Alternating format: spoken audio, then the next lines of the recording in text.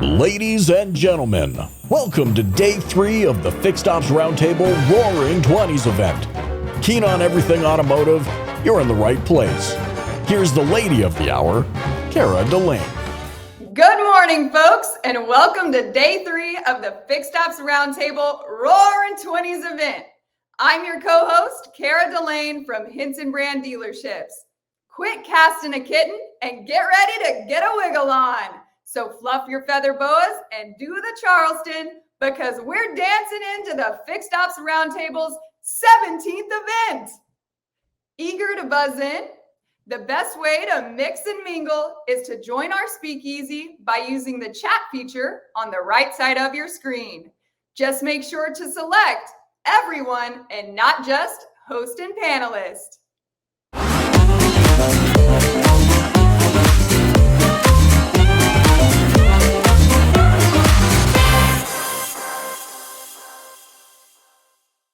If the 1920s are known for anything, it's their roaring culture.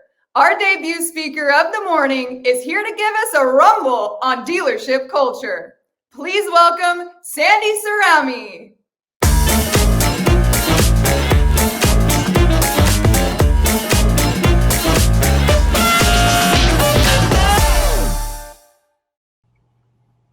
Welcome back to the Fixed Ops Roundtable, and it is a great honor to finally have the wonderful Sandy Cerami joining us at the Roundtable. Sandy, my fellow friend from New Jersey, good day and welcome to the Fixed Ops Roundtable. It's good to see you, my friend. Appreciate you having me. Hey, you and I came up in the business together in just about a few miles from each other. That's here right. In New Jersey, and I have admired your work for a long time. We have a lot of mutual friends on social media together, and congratulations to you, Sandy, on all the success you're having with all your endeavors that I see, and you're making some great strides for our retail community. Well, I appreciate it, buddy. I mean, it's fun. All I can tell you is that I made a decision about 12 years ago that whatever I did from the post-GM bankruptcy forward, I was going to do to enjoy and ultimately do whatever I can to help the industry, because it's something I've grown up in and love. So I appreciate it.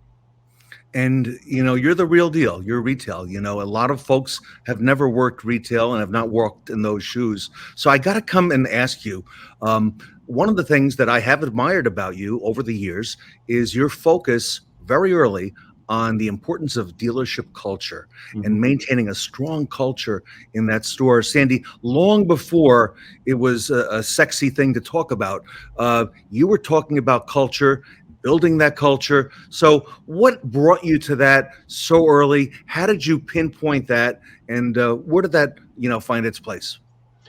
It's a great question, Ted. I mean, I can kind of pinpoint it to the mid 90s.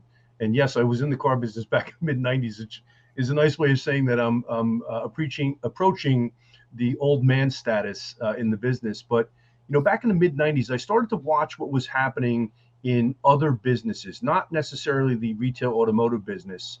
And as I had more and more of an opportunity to influence what was going on in our store in Paramus, we were on Route 17 in Paramus, which was at the time the #2 retail zip code behind Beverly Hills in the entire United States. And so there were great examples of what culture could do for a business. And so early on, I started to send our team out, and what we would do is provide them with a $100 gift card to go and shop in a business that had made an impact on me or one of our senior team members.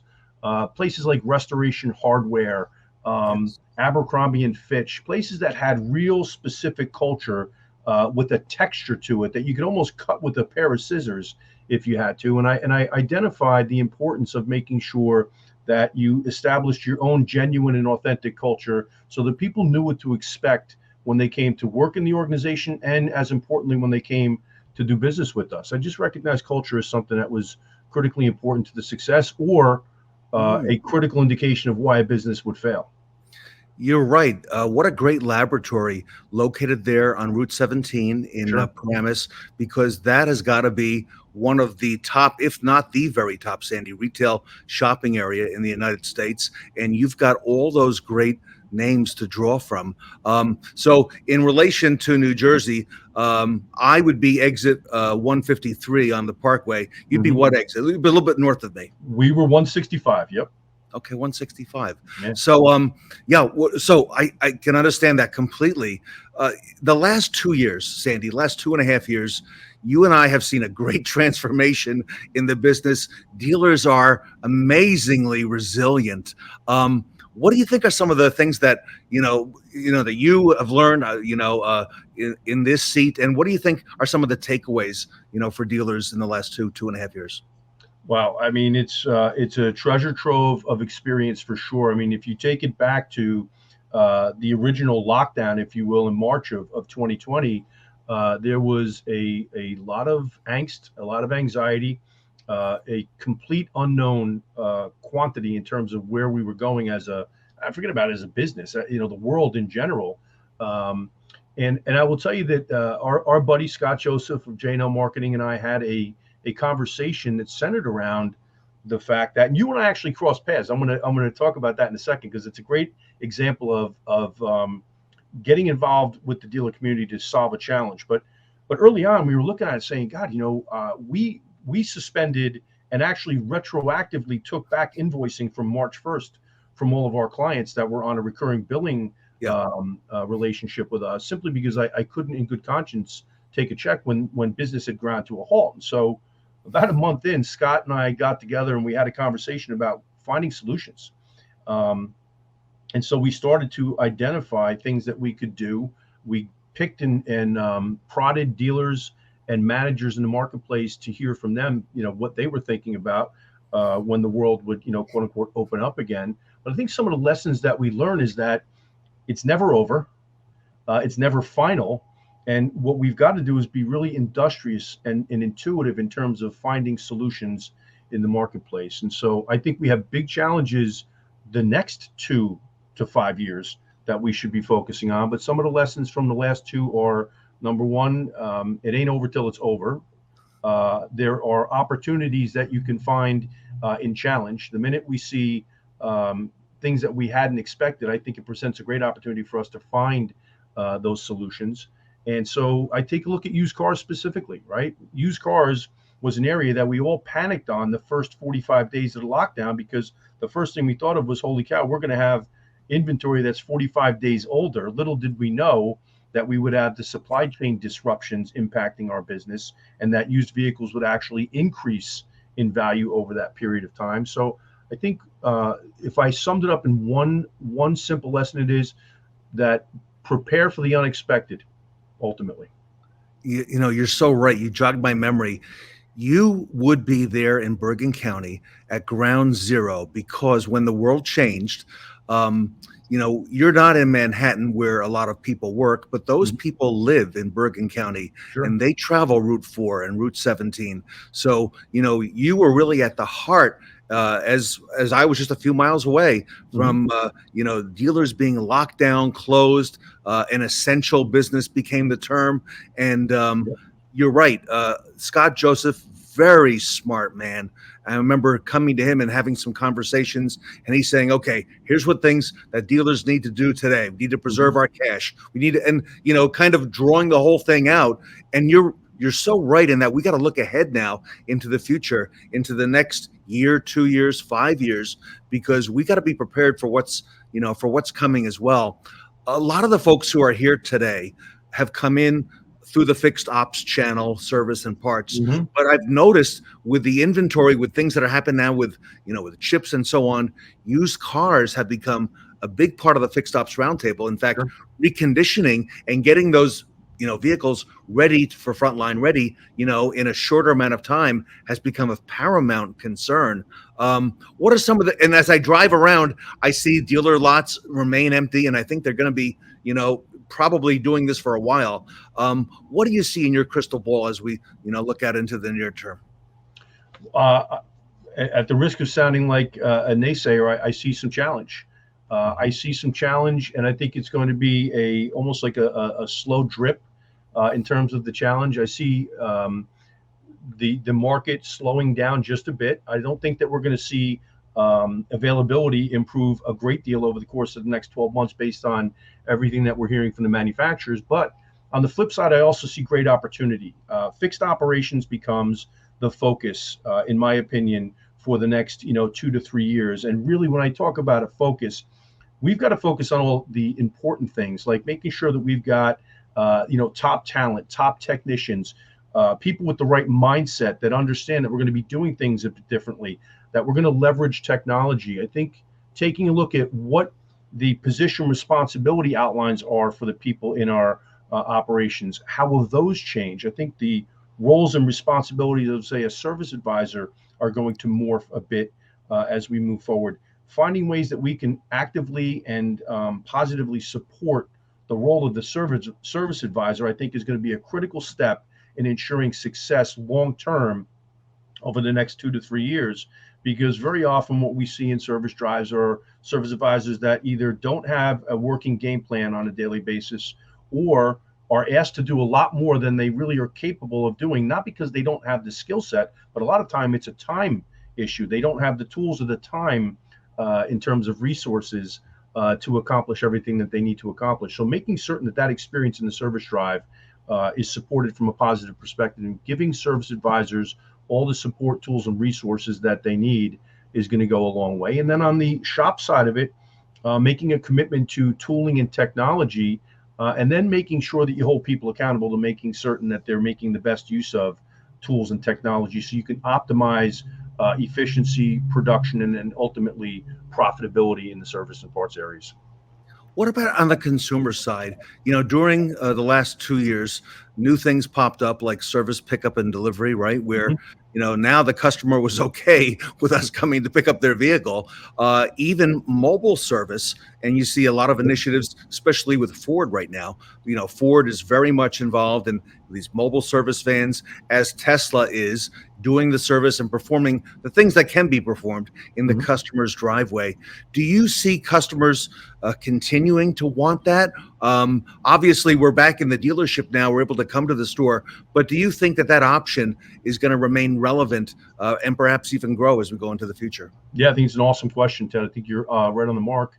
I see mobile becoming a bigger and bigger piece of your revenue pie for sure. Ed Roberts, Dave Bergamatto, two guys that I know personally have a strong commitment to mobile service.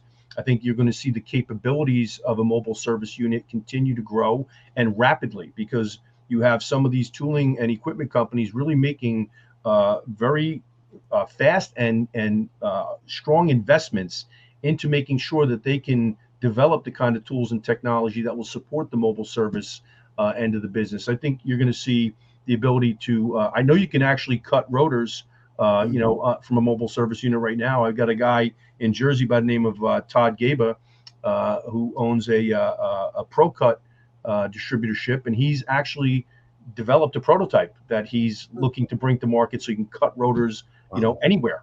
I talked to Dave Boyle recently about being able to do alignments outside the shop, and what kind of technology and tooling is going to be available for that. So I think that it's going to become a huge piece of the revenue pie, simply because people are going to be looking for convenience. People are going to be looking for the opportunity for you to come to them.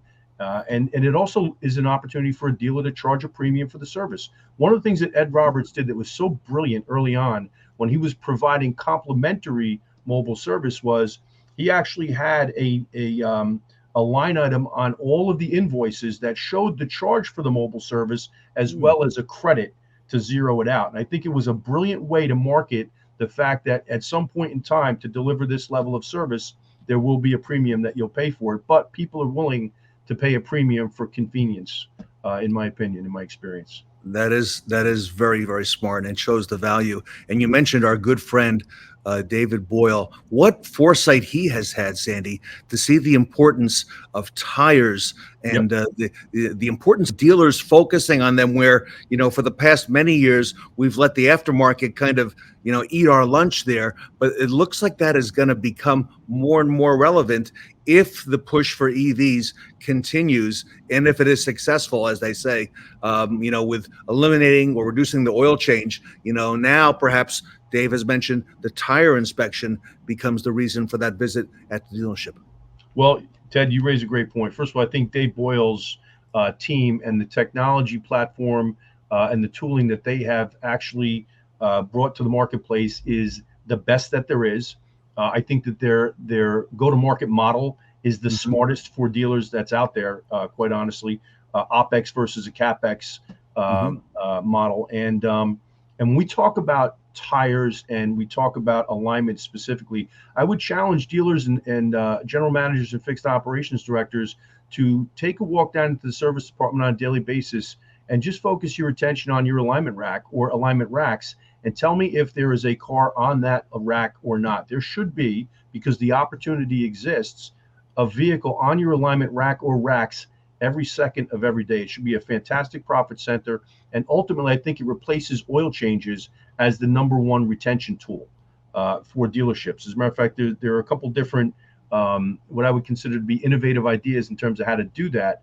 But I agree with you. I think that Dave's platform, and I think that the tire and alignment business becomes a huge profit driver and a retention driver as we move forward.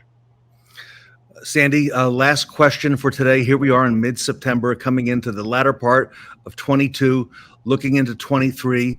For the dealers, managers, who know you, and those who now are learning of Sandy Cerami, what advice do you have for them? We talked a little bit about culture, resilience, and the need to be prepared, right? What advice do you have for our audience watching today as you look out over the horizon into what they need to do over the next 3, 6, 9 months or so?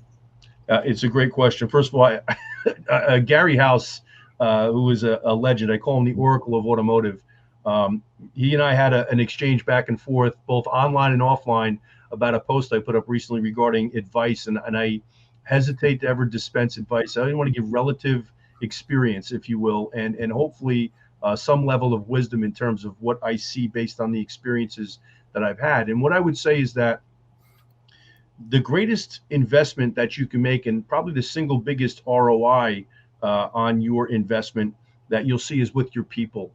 We've gone through a 2-year period where we've seen literally record profitability at the dealership level. That will not last forever. I'm firmly in the school of thought that there are some significant changes that are afoot. Whether or not they come to fruition or not, I do not know. I think in the next 5 to 7 years, we're going to see a lot of disruption and a lot of change from the OEM to the dealer relationship, all the way on through till how we actually manufacture and distribute vehicles. But the one thing I would say is invest in your people, because if you can create the kind of an experience for your employees and for your clients that people gravitate towards from a cultural perspective, but also from a skill and mindset development perspective, you're going to win in the long term, because that is the single most sustainable investment that you can make. People will tend to want to have the opportunity to grow themselves and to create a career path for the long term. And it's the single biggest way, and probably the single easiest way for you to attract top talent into your dealership. Everybody, if you want to help build that top talent, Sandy Cerami is a tremendous resource. You see his contact information scrolling here at the bottom of the screen. Of course, he's on social media. He had a great conference last week that was very well attended. And Sandy, congratulations to you on all the success that you're having. The podcast, love the content, love the newsletter that you've got now on LinkedIn as well. And Sandy, if our audience wants to reach out to you personally, what's the best way for them to do that?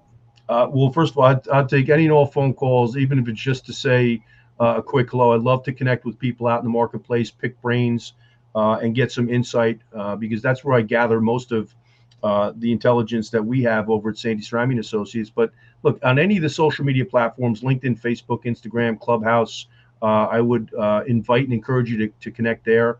We'll meet you wherever you are. It really makes no difference. Follow our YouTube channel as well. And then the website, sandycerami.com. Has a ton of resources, a lot of them free, that you can access over there. And as I said, I take a phone call at any point in time, 24/7, 365, as they say. Sandy Cerami, everybody. He's retail. He's the real deal. And Sandy, on behalf of the Fixed Ops Roundtable community, thank you so much for today. Thank you, my friend. Appreciate you. Sandy Cerami here today, everybody, at the Fixed Ops Roundtable.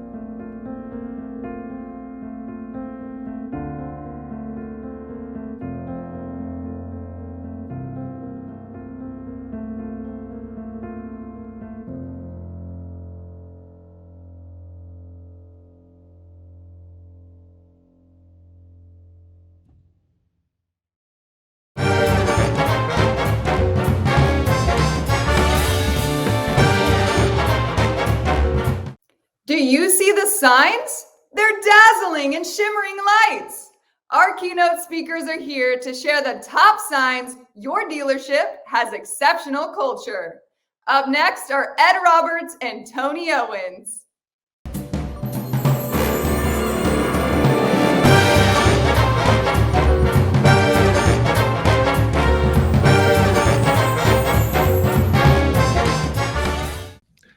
Good morning and welcome to the Fixed Ops Roundtable.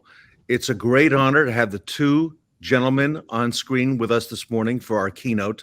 Our topic is top signs of exceptional dealership culture. I believe that they exemplify it. They are Ed Roberts from Bozard Ford and Lincoln in St. Augustine, Florida, and Tony Owens Sr. from the Germain Motor Company. Ed and Tony, welcome back to the Fixed Ops Roundtable. Hey, thanks for having us, Ted. I'm looking forward to the event.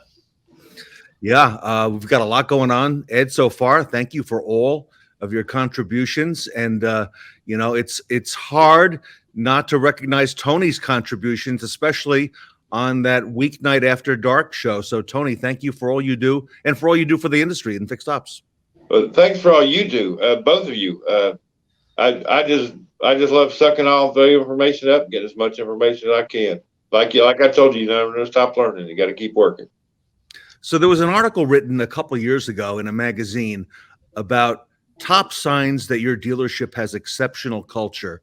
And Ed, when I came to reading it, I thought about you and your organization, and it said there are some key ways to tell if you're on the right side of the road when it comes to work culture. So there were 5 bullet points, and I want to go, Tony and Ed, through both of these with you, and then I'll come to you first. The first point was that people stay, and I think that's a real strong indicator. Kind of take us through that in your eyes. Well, reality is we're all culture-driven stores, and I used to say that we're a culture-driven store, but really we all are, and we got measuring sticks to determine that in different ways. And truly, CSI is a byproduct of our culture. If we have good culture, we've probably got good CSI. If we don't, maybe we're manipulating the CSI. Maybe it's pay plan driven. Here at Bozard, we don't pay anybody off of CSI. We create the atmosphere for it to be there, and then you move forward with it. And another element of that is turnover.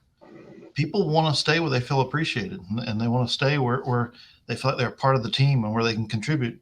And when those two things come together, everybody wins. Well, and I know that you and Tony, have sort of a mentorship together, that I've watched over the past few months, maybe years. And talk to us about that, because, I think that both of you gentlemen have a lot in common when it comes to that culture. We've both been in the car business forever, so I think that kind of ties us there together.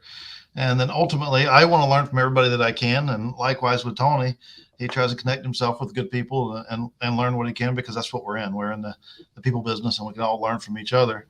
And Tony's had some family that's lived down in my area. Tony's lived in a few different places. He's up with the Germain group right now. But it goes back to doing some business with take care of a sister down here. And that was really the initial connection. And then we've connected with each other on LinkedIn and kind of shared some resources back and forth. He's hit me with some of his obstacles, and we bounce things off of each other, and we both learn. We both grow. And Tony, it's amazing how so many people around the country reach out to Ed, to buy their vehicle from him or to have it serviced from him, and to go a long way to see him in Florida, Tony. Well, it's not surprising. If you know Ed, you know how they run the business. It's not surprising at all. And that's another reason why I try to stay so close to Ed and monitor him and watch him, what he does, because, that's a sincere form of flattery. And I just want to work hard and do everything I can do for where I work at as well, and make it a great place to be also. Tony, the second point that was in that article about signs your dealership has exceptional culture, the second one was that people support each other's successes. Tony, how important is that we support each other, not just managers, but employees all the way through? Oh, it's extremely important. Everybody's got names at work with me because I don't remember names well. They call me their cheerleader because I'm always cheering people on. It doesn't matter to me what they do. It don't matter if they're above me, below me. We're all a team. We're all together. I want to cheer those people on and make them and help to make them the best they can be. And you can only do that with a good attitude and good camaraderie. And that definitely shows, Tony. And I think you've got some nicknames for myself and for Ed as well. I do. Oh yeah. Well, you're the authority, of course, because you speak for yourself. You're the authority. And B-Top there, best team on the planet. That is B-Top. So you got the authority and B-Top there. Now I know your names. I didn't forget them. But I love to use nicknames, and that's why I do that. So, and I got the authority and B-Top. I'm in good company right now. There you go. Well, B-Top is what I have, and I have the best team on the planet. And so you'll see a lot of my posts that says hashtag B-Top, BTOP, and it says two things. It's known out for what I tell everybody that, hey, we have the best team on the planet, and I tell my guys that we are the best team on the planet. But also, it's telling them to be top of your game. Be top of your game every day. We got to come in and be on top of our game. Awesome. But be top, that our team isn't something that we put together and we're done. We're absolutely always under construction with be top. So every one of my team members has a hard hat, has hashtag be top on the back of it, and it's ongoing. It is not a destination; it's a journey, and we all travel on that journey together. Best team on the planet. Ed, how do you help people support each other's successes? What are some of the, I know you lead by example. Maybe if you don't mind, maybe share one or two that comes to mind for you. Well, one of the things I like to do is I really like to get connected with people and let them know that I know who they are as a person and they know who I am as a person. And when you do that, you learn what their strengths are. And when you learn what their strengths are, you learn their areas of opportunity. We can call them weakness, we can call them whatever, but it's really their areas of opportunity. They got opportunity for growth there. And then we work together in teams. And when we pair those together to where they have opposing strengths, then they can help each other with their opportunities as well. Then everybody wins. And it's instead of going to work and spending 50% of your day being stuff that you're really productive at and grinding through the second half of the day, doing things that you're not so efficient at and you wish you didn't have to do as a team, when both of you can work on things that you're efficient at, then all of a sudden production goes through the roof because you're so much more productive at things that you're efficient at. So it isn't that you just become twice as productive. It skyrockets. And they build off each other and they really lean on each other. When they lean on each other, then it isn't a fighting match of he took my customer or I sold that last week when they was in here. It's all one team. We all win together. We go down together. We win together, and nobody wants to go down. So we're all winning together. But when you build teams, you gotta stay connected with them because one, it takes that connection to build the right teams. But there's 3 people on teams, and when I say 3 people, there could be more. But you either got people rowing, helping that boat gain some steam. You got people looking out the window that are just going along for the ride. And then you get the hole drillers. Well, you can look at the people looking out the window and say, well, they're not doing anything. Well, maybe they're learning. Maybe they hadn't got to where they can row yet. That they are in development. So we're developing those guys. And the hole drillers, they may have fooled you in a couple of areas, but they're really what they're doing is holding everybody back, and they're drilling holes in the boat. And you got to keep bailing out all the water to keep from sinking. Well, those are the ones you have to identify. And it doesn't necessarily mean that they're a bad person. It could mean that they're a square peg in a round hole. You may have them in the wrong position. And if you do, all they're going to do is drill holes because they don't know how to do with the position that you put them in. So it's key to connect with them and make sure you put the right teams together so they can all thrive. Ed, how many employees do you have there at Bozard working with you? Here we are towards the end of September in 2022, and we have 317 employees here now. And it was less than 40 in September of 2012. So a little difference in size. Wow. Tony, you work for the Germain Motor Company, Germain organization. The third thing in that article I read on exceptional dealership culture, Tony, the third thing was that winners want to come aboard. I know people want to come aboard and be a part of what Jermaine has, and the same thing over at Ed Store. Tony, talk to us about that, why that's so important that people want to come and be a part of what you got. It's huge. My manager, myself, you hear this all the time in the business. Well, if this person leaves, I'm going with him. You hear that all the time. We got a whole big building full of technicians, and I honestly believe this. I've been here a long time, and I'm one of them. If he left, I would go with him. That's what kind of culture we have in that dealership.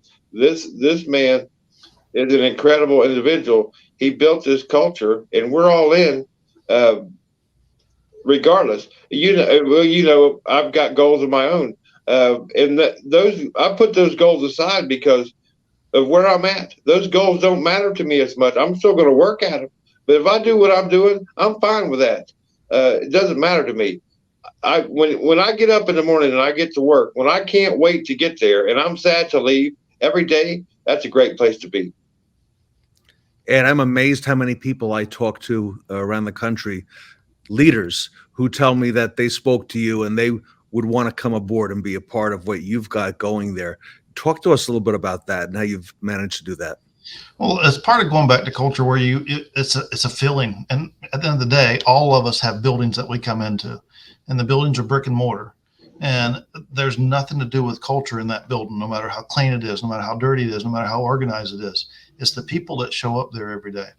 And when those people come in and they enjoy what they do and they get to contribute to the team and they get to share their ideas, then they don't go anywhere. So that goes back to the CSI piece and the turnover piece. When they don't leave, then you don't necessarily have the openings. When you don't have the openings, then people still want to come to work because they want to be a part of that. They're hearing all the positive stuff and they want to come be a part of it. Well, sometimes people have to wait as long as 2 years to come on board with us. And you think, well, just hire them. Well, it has to be strategic. You don't want to bring somebody in and overstaff this area and not be prepared to take care of them here.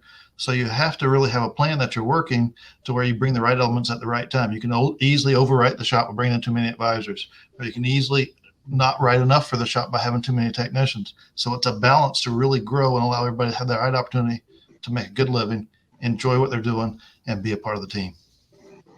And Could I add something there? Go ahead, Tony. Just give you an idea. My manager, he interviews people extensively, and this is the only place I've ever heard this. Now I've been 41 years in this, and a lot of times service managers and service directors, they'll get somebody on there because they need somebody to turn some hours. I've actually heard this man say this more than one time, probably more than a half a dozen times. He will not fit in with the team. It doesn't matter to him if this guy's a 70, 80-hour week guy. If he don't fit in with the team, if he's not with Team Jermaine, he's not going to get on. That's important. That is so huge to me. You have to stand for something. If you don't stand for something, you'll fall for anything. That's a cliche response or a cliche saying that's used out there a lot. But you have to know the direction that you want to go in. And Tony, we hire on 3 C's here. It's character, chemistry, and competency.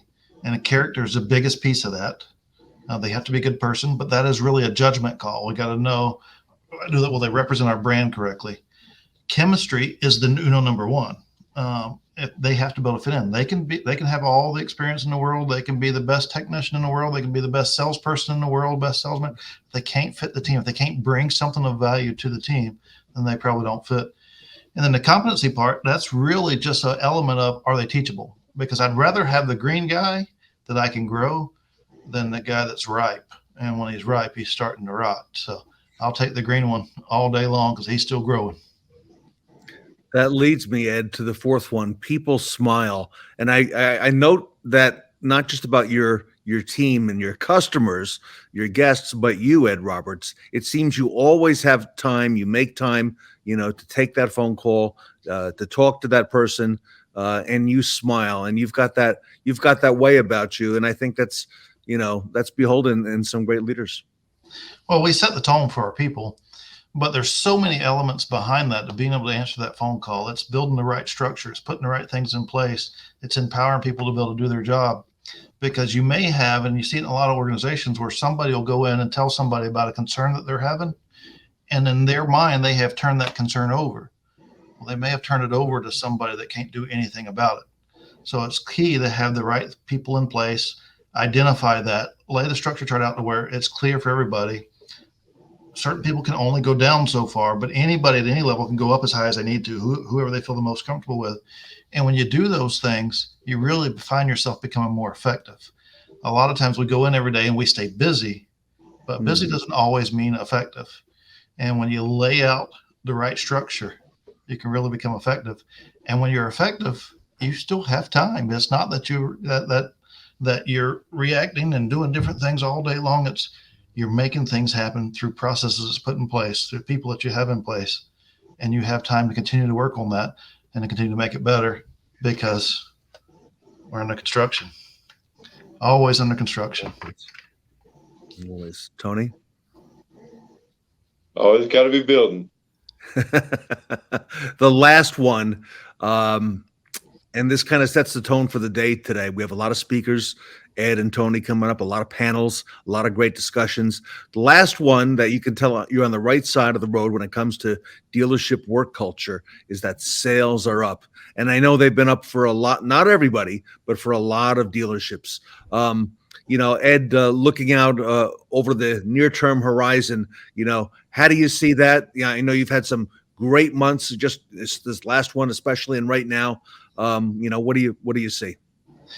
Well, sales are up, and sales are up across the board, but are they up to the point of what they could be? We talk about people do business with people, and they do, but we advertise our business. We don't advertise our people. And when somebody comes in, and every time they come in, there's somebody different sitting in these chairs, they can't necessarily do business with those people again and again. So a key part of that is minimizing turnover so that people can do business with people. And when they come in, they can do business with Mary, or they can do business with Alex, because that's who they see each time they come in. And when that happens, and the trust builds, and when trust builds, it's not really selling. It's just asking for the business. It's advising. And when you do those things, the sales come, and it continues to compound what the industry is doing. So if the industry is closing strong, you can still outrun the industry by double digits when you have the right elements in place to do that. Yep. And you've put a lot of those right elements in place. And Tony, Jermaine has as well, over many, many years in doing that. Absolutely. It's a sensational organization. It's unlike any I've ever seen or been in before. I'm so proud and blessed and fortunate to go there every day. I can't wait to get there. I love it. And I am so proud of both of you gentlemen. And I don't know if the audience knows it, but I probably talk to both of you at least several times a week, if not more. And the relationship that you gentlemen have with each other, mentoring, and I'm so honored to be a part of that, and to have you kick off our day today at the Fixed Ops Roundtable Roaring 20s. Tony, might I say you look marvelous. I love your attire today. Well, I appreciate that. Thank you very much. I do the best I can. And Ed, we're always under construction. Ted, I just want to tell you, yesterday was phenomenal. I'm sure today is. I look forward to these every time they come around, and I want to leave the audience with something. And when we all have been out, most all of us, not all of us, have had multiple jobs, and we'll go in and we'll interview with the GM, or we'll interview with somebody, and they'll tell you the 5 reasons why they need to make a change. And then you go in, you say, yeah, I can do that. And you go in, and that's your baseline, and you start working from there. Well, every day is our new baseline. Never lose sight of those 5 things. So always create yourself a plan that these are the things that I'm going to work on. And every day is a new day. Maybe you didn't get to work on them yesterday, but if they replaced you, somebody else would work on those things. So just constantly remind yourself, these are the next few things that I can make progress with. And then when you do that, you're always just getting started. And when you're just getting started, it's endless where you can go. Love it. Love it.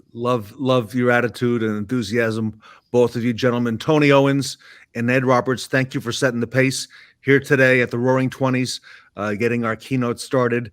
And very grateful to both of you for your friendship and all you do for the fixed ops community. Well, thanks for having me. It's been a pleasure. Thank you, Ted. Ed Roberts and Tony Owens leading us off here today. With the current automotive sales and supply chains uncertain and unreliable, there is a more sustainable way to meet and exceed the goals and profitability your dealership is aiming for. The answer? Fixed ops. A shift in dealership operations has occurred, giving the service and parts department enormous profit opportunities, eclipsing vehicle sales revenue. Introducing Update Promise. Our innovation, your solution. Update Promise has the solutions to bring your fixed operations to their most efficient and profitable potential. Offering an all-in-one state-of-the-art product that combines online appointment scheduling, tablet vehicle check-in, AI-driven communication with status updates utilizing text messaging, multi-point inspections with video and photos, mobile payments, plus so much more. Well, there's a few different aspects. One thing that's tough is finding a tool that could do all the customer experience things like, wow, I can schedule online, I could do a mobile check-in on the service drive, I have a digital multi-point inspection, I could actually do videos and pictures. At Update Promise, we recognize dealership operations are just as manufacturer-driven as they are customer-driven. So in order to be successful, we start with a customer-centric approach to build consumer confidence. We do this by shifting behaviors and technology to better connect dealerships to their customers, giving them an elevated experience beyond a birthday card or a phone call. Update Promise makes it simple and easy for the store to communicate with the customer, which provides an upfront, transparent transaction that is completely new to the service department. I think since we've implemented Update Promise, I think it's really just streamlined the process and has made it super transparent, and it's easy to talk to your customer, talk to your technicians, and just overall have better communication instantly versus having to wait. You can text someone, call them. I mean, it's just a lot easier and it streamlines the whole process. Would you like to worry less about customer-related and dealership issues and spend more time managing and improving your team instead? Is your department experiencing wasted time on admin work or technical issues rather than work you really need to get done? With the Update Promise solutions, we help make it happen. We all look at these projects together and we want to make sure that we are all on the same page, because if we don't believe in it, our employees won't believe in it. So we want to get everybody on the same platform so we can be the most efficient as possible. In an ideal world, this sounds perfect, but you probably want to know what results you can expect. With Update Promise, your goals can be attainable. Dealers who have implemented Update Promise have seen some tremendous early results, like in the first 5 months of the dealership adopting Update Promise, they saw appointment no-shows decrease from 21% to 9%, multi-point inspections sent to customers from about 2% to 100%. Total upsell dollars increased from 22% to 53%. Plus, in the first 5 months after initial training, the dealership employee utilization and adoption rates increased over 50%. It's affected it a great deal. It could be a hidden net profit to you, because the way I look at it, you can never really measure employee satisfaction. And when I have happy employees, I'll always have happy customers. And that's a great benefit right there. Results like that, along with the time and cost savings, Update Promise can be that game changer you've been looking for in your fixed ops approach. We're able to actually track, hey, how many promises were actually served up to the technician? A promise is a multi-point inspection. And then we're able to track how many did they actually close? And then how many of those actually had media? How much of that media actually made it to the customer? How much of that media was actually opened and received by the customer? Well, that is powerful. Visit updatepromise.com or speak to one of our consumer experience experts and find out how easy it is to start your service center on the path of maximum profitability. Update Promise. Save time, save money, improve bottom line.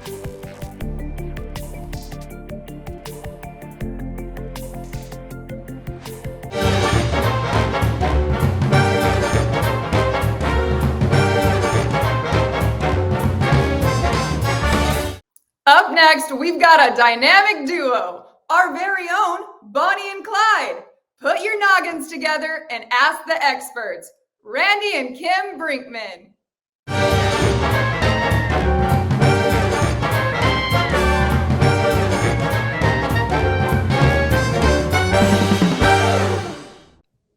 Welcome back to the Fixed Ops Roundtable, and this is the segment in the show where we get to learn and expand our education by asking the experts.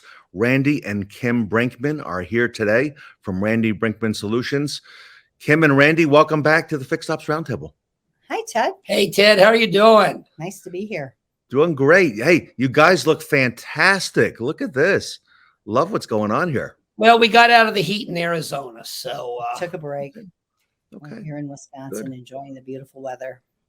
Hey, Kim, a lot happening right now in our industry, right? A lot of movement, a lot of talk, a lot of new things. And like you and Randy and I were saying in the green room before we got started, what a great time to be in our industry, especially women in our industry right now. Yeah, this is a perfect time for women in this business, and especially if you've been in it for a while. There's going to be a lot of opportunity.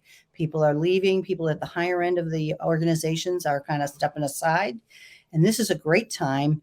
If you hustle while you wait to show what you can do. I just think that for women right now, it's never been better in our industry. Absolutely. And you know, everybody on the show right now knows how hard it is to get people. And if you are willing to put in the extra effort and everything and shine and make your intentions known, look, I'd really like to grow within the organization. This is probably one of the best times I've ever seen to be able to take advantage of that and have movement within our company, within the company and within the industry. Mm-hmm. And it's an exciting time in our industry right now, right? With a lot of change afoot and a lot of changes that are going to be happening. So, okay, we've got some questions that have come in from the audience, and I want to go ahead and pose those to both of you, get your take on it, and see if we can help answer some questions for the viewers today. First one here, Kim and Randy, is how can I increase my RO count? All right.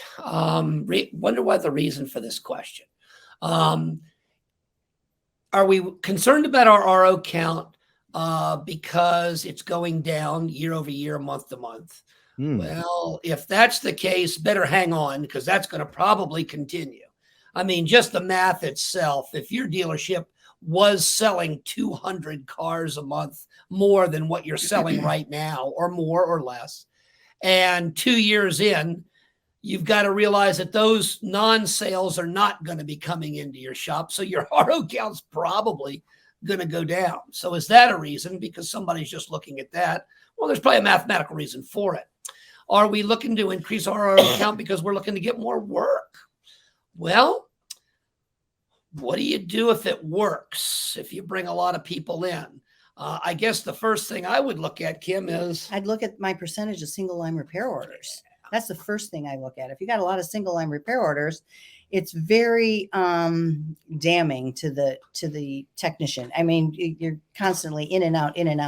And what are we doing with those? What are we doing with our multi-point inspections? Mm-hmm. You know? I mean, think about it. If you have a lot of single line repair orders, do you want to bring more people in to keep doing exactly what you're doing? I think you got to fix what you're doing right now. Kim's spot on with single line repair orders.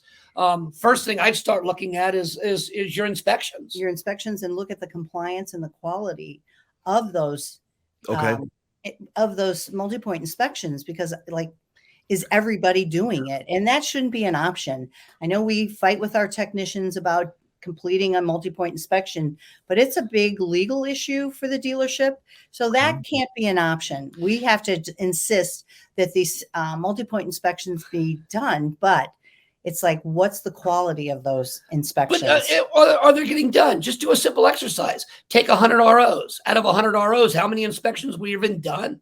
I mean, X-Time has an unbelievable report for this. If you're on X-Time, it'll exactly show you customer pay, warranty, internal. You had this many ROs and how many inspections were done.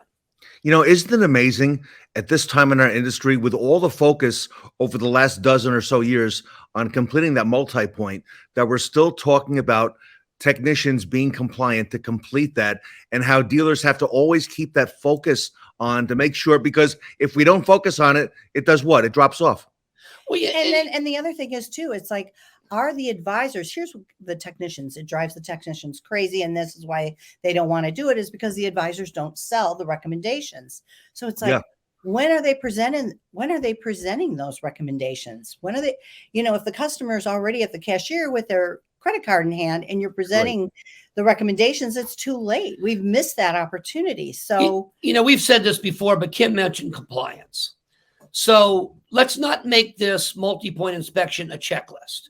Again, if I could prove to you that 100% of the cars that came into your shop last month had a multi-point inspection done, I could prove to you that was done. And if I could prove to you that 100% of all of those were reviewed by the advisor with the guest, that would be a great checklist item. I'm 100% done, 100% presented, or whatever.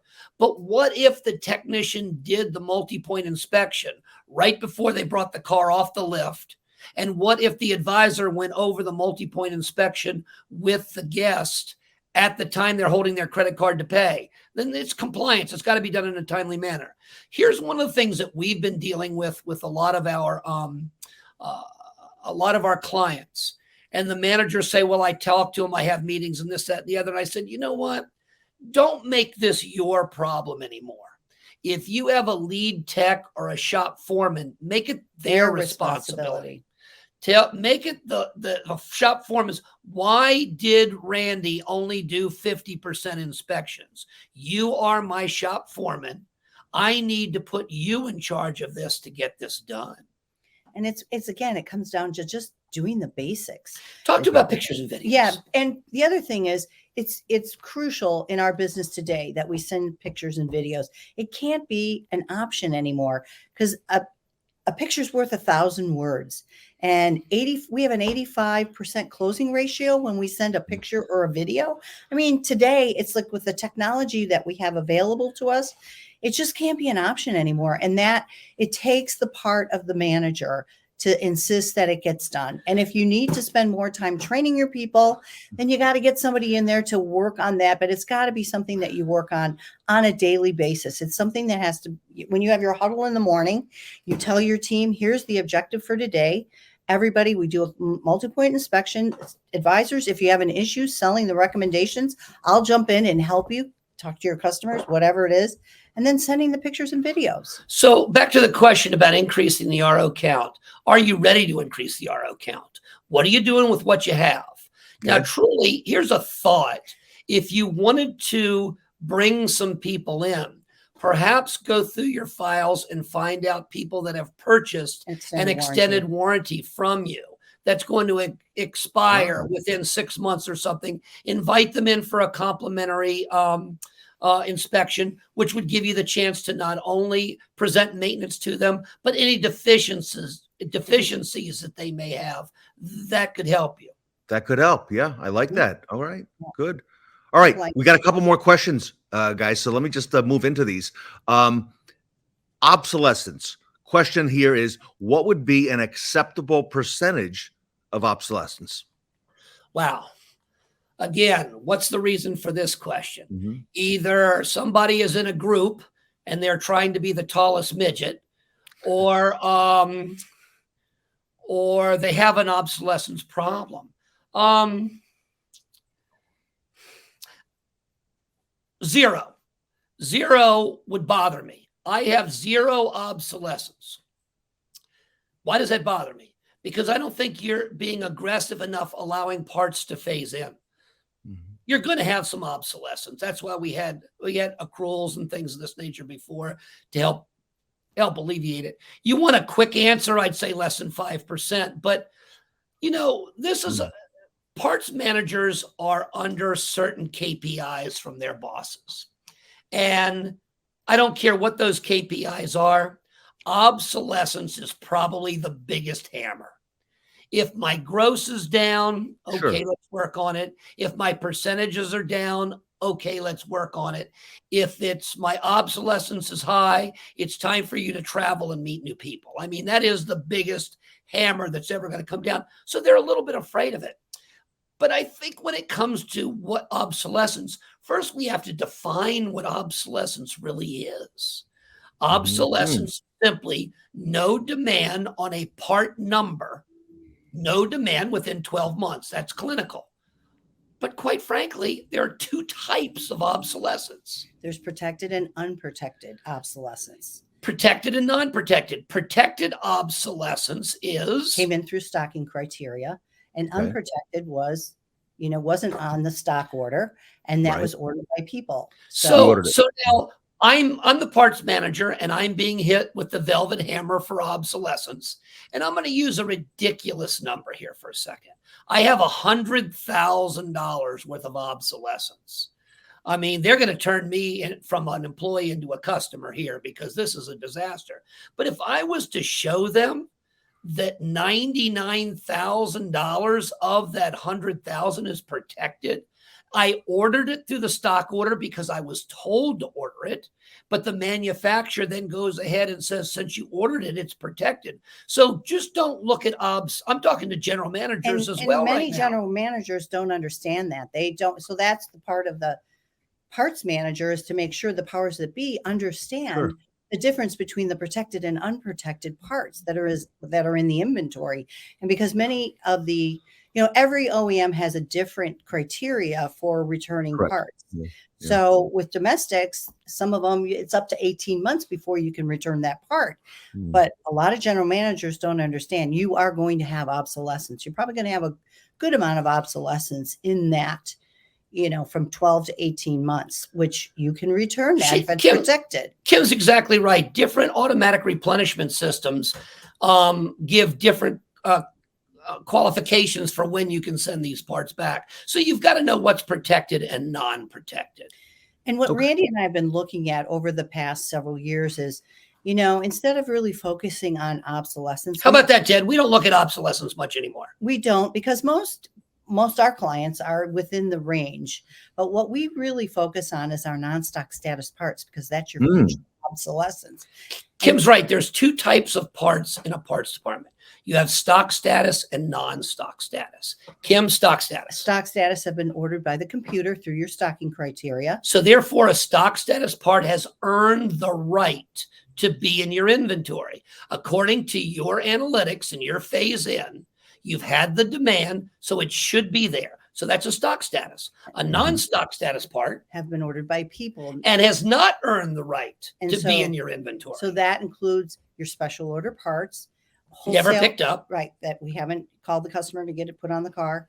Wholesale returns, speculative purchases, which that happens a lot, or a misdiagnosis. Those are our non-stock status parts that we really got to take a look at, because those will be in our obsolescence. So obsolescence to me has always been, let's clean up the mess we have. Okay. For years, Kim and I have taken a proactive approach and say, let's start looking part in stock, no demand 7 months, and let's start getting ahead of the curve instead to see what's going on. And then we also recommend that they place those special order parts on a special shelf. So you're looking at it and you're aware of these parts are going to need to be returned. And we've got to get rid of these parts before they become obsolete. And let's take it a step further. Of course, everybody has a special order shelf. I'm talking about when you've finally given up and the customer's not going to come in. So they're not going to come in. You've got this part now that's aged. Can I return it now or whatever? Please do not commingle it with your normal inventory, because the next time you look at it will be no demand 12 months. Have a special shelf. We call it shelf 666. Make yourself a 666 shelf, and that's where you put these parts, so that when you do your returns and so forth, they are there for you to look at. Some of them you might be able to retail out of. Even if you get 50 cents on the dollar, you're better off right now on what you're trying to do, so that when a parts employee pulls up a part number, and if they see that the location is 666, we know, hey, wait a minute, this is a problem. Let me see what I can do to get this part sold and get sold. Sticks out.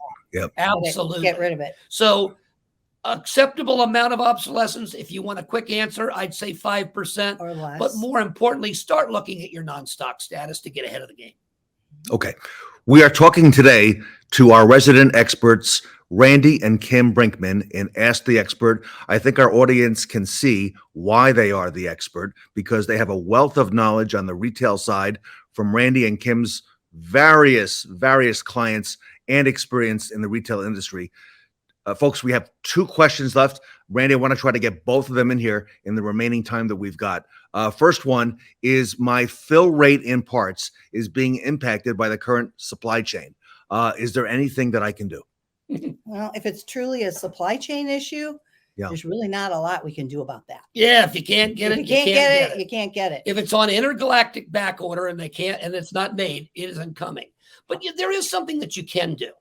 One of the things that we are recommending highly is you need to keep your computer aware of what's going on.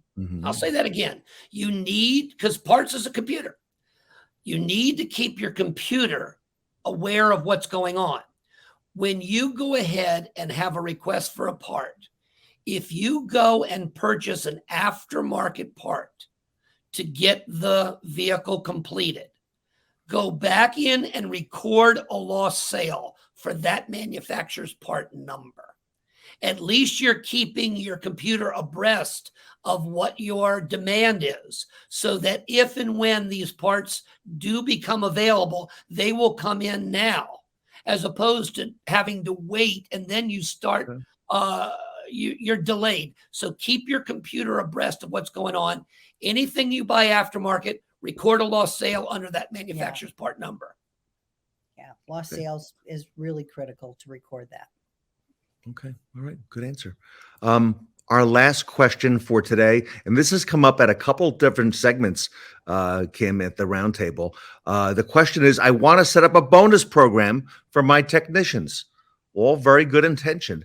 The more hours produced, I want to increase how much they make. However, my controller says, no, it would be an accounting nightmare. And I've heard that come up. Is there anything I can do? Drives him crazy. Absolutely, this drives him nuts, because it's not that difficult. You know what? It's just the controller doesn't want their cheese moved. Being the calm, collected individual that I am, I hate for a controller. God love them. But I hate for a controller to say we can't do something because it makes my job tough. We do the exact same thing in the sales department. Exact same thing. You sell more cars, you either get a higher percentage of gross or you get a higher per vehicle retroactive back to the first. So we're able to take care of this. The problem lies is in the sales department. It all goes under sales compensation. So when you try to do that in the fixed ops, where do I put it? Did it go against customer pay? Was it against warranty? So do I take this bonus and split it 50-50, throw the cost against customer pay, against warranty? I hate that, because now you're fumbling up a whole bunch of and you're numbers. making it more complicated than it has to be. So my simple idea of doing this is, if I turn more hours and you pay me a higher retroactive back to my first hour, a higher per flat rate hour amount as a bonus, take that amount and go to other salaries and wages, set up a sub account and call it tech bonuses. Yep. Now, a lot of people will fight me on that and say, well, but I really don't know what my gross retention percentage is. Yeah, well, that's nice. I mean, another $300, $400, or $500 bonus against an $80,000 gross is not really going to impact that number that greatly. I would be more interested in increasing my total gross generated, gross payable generated, as opposed to worrying about a tenth or two in a percentage. And again, it drives me nuts, because this is about increasing the bottom line profitability of the service department and of the dealership. And when and I don't mean to downplay the importance of what the controller does. However, it drives me nuts when the controller gets involved in the operation of the fixed operations department. It drives me crazy. You know, Ted, it's funny that you asked me this question, because last week I had a situation just like this. And the service manager says, well, they say it's too hard. I said, what? So we figured out that the technician would have made another $200. That's what they would have made. So I started giggling a little bit. And he says, what's so funny? I said, don't do this. I said, but if you tell them to take it out of your pay as a manager, the additional gross that was produced at your percentage that you had been paid, you would have made an extra $140 by you eating the 200. So that's why it just drives me crazy, because we take a great idea and we crush it just because of an accounting practice. Other salaries and wages, sub-account it, put it under a tech bonus, and let's roll. And be done with it. Wow. Let's get more put through. Let's get happier techs. Let's make this work. Yeah.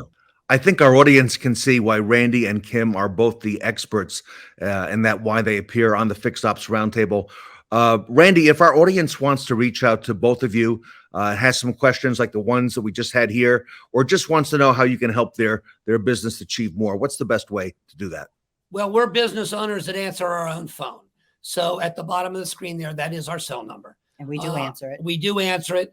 Unless we're doing a session with Ted, and but text us, call us.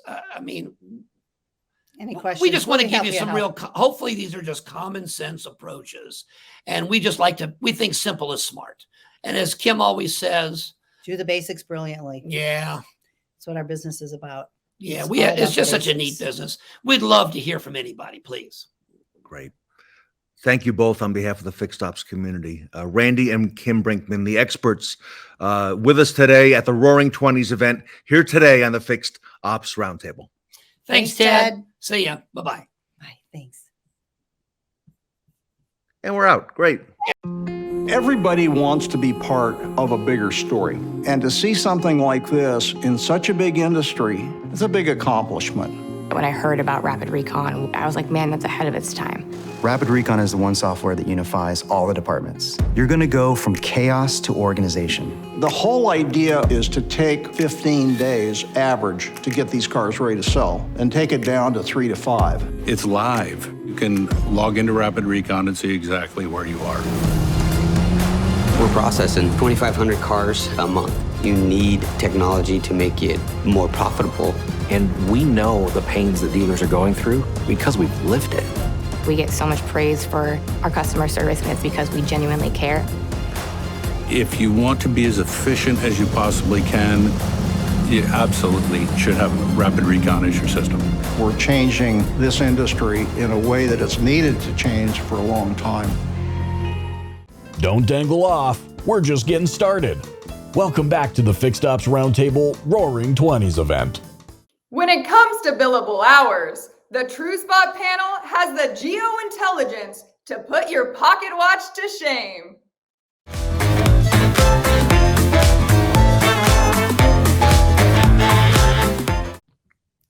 Welcome back to the Fixed Ops Roundtable. We have a panel of experts who are going to be talking to us today about using geointelligence to sell more, and I know this will get Tully excited, hours. And I want to introduce our panel to all of you today. It is Tully Williams from the Nilo Company, Hanna, who is the founder of a company called TrueSpot, Brad Paschal from Fixed Ops Digital, Brooke Furniss from BZ Consultants, Robert from Carter Myers Automotive, Darryl Terrell from Matt Bauer Chevrolet, and of course, Shon Kingrey from Step One Automotive. So everybody, if we can, let's get right into it.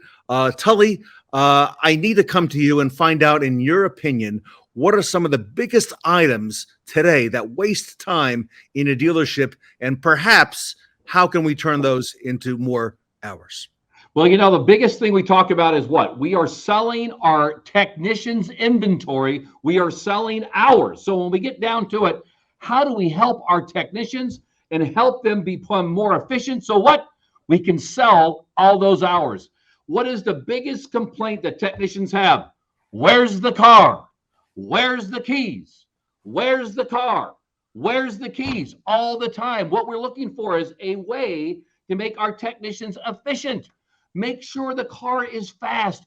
Them spending 20 minutes times your door rate is an enormous amount of money, my good friends. Do you want to make technicians happy? The best asset at your store, make them find it easy. Get a system down where I know where the car is.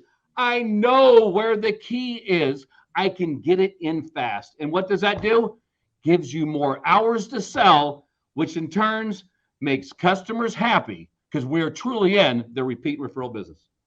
Tully, I think a lot of people don't know this about you, but before your dealership career began, you were an independent shop owner and you had your own shop for many, many years.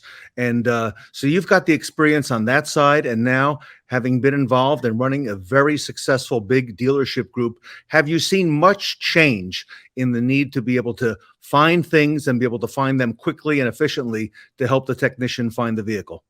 I can guarantee the first Henry Ford car that went into a service department, they lost the keys. I can guarantee it. So when it comes down to fundamental things, I say we are still in the Stone Age of trying to find ideas to help our technicians do what? Become more efficient and happy. So the issue is that keys in cars have been around forever, and it's the same problem we've had probably when Ford started to today, where we have struggles. As we grow out, when we have multiple car lots, especially the used car guy, I feel sorry for the used car tech. Where's the car? It could be in a body shop 10 miles away. We don't know. And he spends 20 minutes looking. He's like, 20 minutes, 20 minutes. Add up all the time a technician's looking for keys in cars, times it by your door rate, or use your effective labor rate gross for parts and labor. Ours is 160 times every hour wasted. You've got yourself a pay raise, my good friends. Brad Paschal, you've been involved with a lot of dealerships working in store and now with your role at Fixed Ops Digital. What are some of the biggest time wasters that you've seen at the dealership? Yeah, I think one of the biggest time wasters is not setting yourself up for success online. So like when people are scheduling appointments, they come in and then the service advisor has to redo the whole RO because the service scheduler isn't easy to use. And so, one thing that's really important, with the keys and the technicians and stuff like that is transparency. It's the same thing online. You have to have that same transparency. So take 4 or 5 of your really good customers, bring them in for a dinner, have them walk through give them 4 or 5 different scenarios and have them walk through your service scheduler. Because if it's a car guy doing it, we're going to know where to go. But if it's a customer doing it, then you can get some really good insights that way. Yeah, good point, Brad. Brooke, I think Tully and Brad are right. Tully mentioned that, even back in the 1920s, in the roaring 20s, Brooke, that they probably had an issue with time wasters. Brooke, in your opinion, I know you spent a lot of time retail, some time wasters that you've seen at the dealership.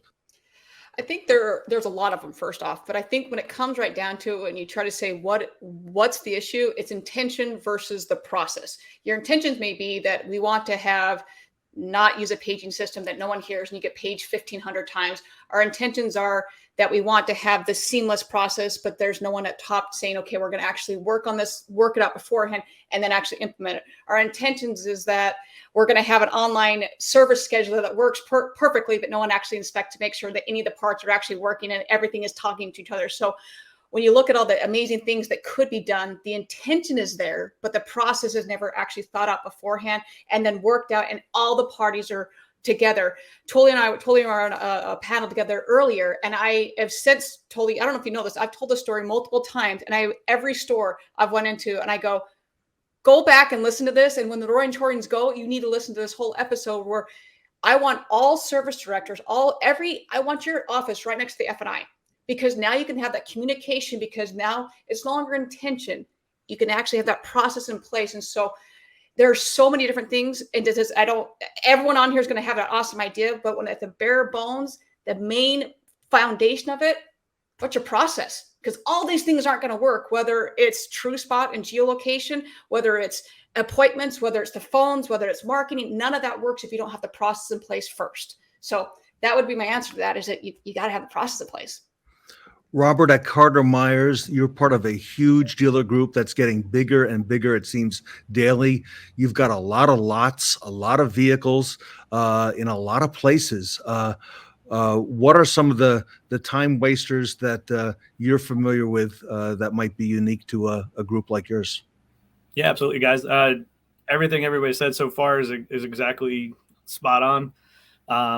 Taking from that and looking at different features and things that we run through, parts is a huge situation where we try to find ourselves keeping our technicians in our bays and getting the parts out to them, utilizing and, putting a parts counter person out in the shop, going to the technicians, keeping them there, keeping them busy, allowing the parts to come to them, keeping the parts guys mobile in essence, and keep them moving around. And like Tully said, selling more hours, allowing us to keep moving forward and selling more hours.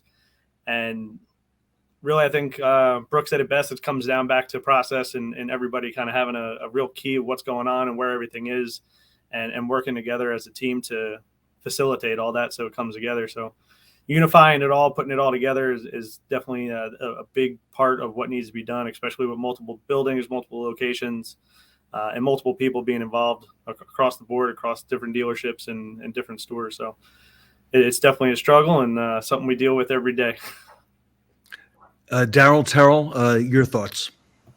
Coming up in the industry, man, I cut my teeth as a technician. So a lot of time wasted I experienced was searching for keys, searching for cars. Tully, great analogy with the used cars. I'll never forget, man. One time it took me like an hour and a half to find a used car. It was a lot. But I think as leaders, we have to share our vision with our team and just have everybody believe and understand that time is our most valuable asset. And as a tech, if my hands was not on a car, I felt like I wasn't producing. So I try to keep my hands on a car as much as possible. Try to keep a car in my stall. When I finish the car, I put another car right back in, just because at the end of the day, we're here we're here and we sell time. So I knew that if I had a vehicle in my bay at all times, I was being productive and producing. Darryl, hit home. Great point. Shon, a lot has been said. What can you add to it? I'll go back to where Tully started, because for our world, the difference between parts and service is this. And, being a fixed ops guy, I still think every fixed ops guy is either a parts guy or a service guy. It's tough to be both. The difference between parts and service is parts will still sell that part tomorrow. If we lose an hour, as Darryl said, if you lose an hour and a half looking for a car, guys, you're not getting an hour and a half back. They're still going to sell the air filter and the oil filter and the wiper blades on that used car. But that hour and a half is gone. Take it back, even what Tully said. How many hours, how many minutes does it add up? If you go to Toyota or you go to a Ford store and you install a good operating process quick lane, the parts are in the bays. Even if you had a little bit of shrinkage, keeping that tech from walking back to the parts counter and talking. Guys, if you're not around searching for keys for a half hour, which means you got to stop at Billy's bay, then you got to stop at Bob's bay. Oh, then by the way, you got to stop over here. Oh, by the way, now you don't even know what you're looking for anymore. So you go back and get the RO to look at the tag number again. And I'll take it a step further. Let's talk about CSI and the cashiering out process with customers. Hey, like we talked about, here we go. Oh, I know where your car is. You saw it outside, but I can't find your keys because the technician left them on his box. It got hung up on the wrong key tag. The tags got changed and nobody said anything. It's in the technician's pocket 4 miles away because he left at 5 o'clock and it's 6:30 at night. I mean, to streamline the process, again, minutes are money, period. Minutes are money. So, Hanna, this is your audience at TrueSpot. These are leaders in the industry in fixed ops, and it's amazing the passion, right, Mike, that they've got on the hours and the time and the focus. And take us through some of your thoughts and how you came up with the solution. Yeah, I love the conversation, and I love the passion, and I echo that. So we've actually done the math, as you guys can imagine. So looking at unapplied time, front of the house and back of the house, this is billions of dollars with a B. So if you take that time and you just start to multiply that by the wage rate, it very quickly adds up. And if you take just the U.S. market, it's billions of dollars in wasted time. So that unapplied time is a direct hit. All the different things that were mentioned, to customer service impacts, to inefficiency, and measurable impact on the financial statement. So that's a huge thing. The second thing, and I'd love to hear, is process. And so we invented what we think is a really cool, great technology. It works really well. And when we started, we were on the front of the house in lot management, tracking cars, tracking keys, helping sales engagement. And when we moved with Recon, was an easier step. But when we moved into fixed ops, probably 2.5, 3 years ago, it was a mess at first. And we just didn't understand everything and how it moved, and just the velocity of cars coming into the service drive and how quickly they could turn around and how quickly sometimes they didn't. But what would happen is our tags, our little radio trackers that were very easy to apply, much more process oriented. I think from a variable ops side of things, just didn't work. It fell apart on the fixed ops side. So we had some trials and tribulations early on until we figured out how do we best integrate not only into just some of the technology that's back in the back of the house, but just into the process. And I'll hold up a little visual aid. It became as easy as this. So a hang tag we're all familiar with, but color coded for the service advisor. Also, the number is also a lot of times, and this is variable by every dealer partner that we work with, but ROs pre-programmed into the system. So this is 6011, blue stands for Johnny. And so these go easy on, just obviously hangs in there. The little radio transponder is here, already correlated. This will tell you wherever that car is at on campus at any given time. And then the same thing with the key, little carabiner attaches to this, and so it easily comes off. And now if the key gets separated from the car, we're tracking the key in real time, and same thing, you have 6011 in blue. So now you have a visual coding as well as an easy operational implementation.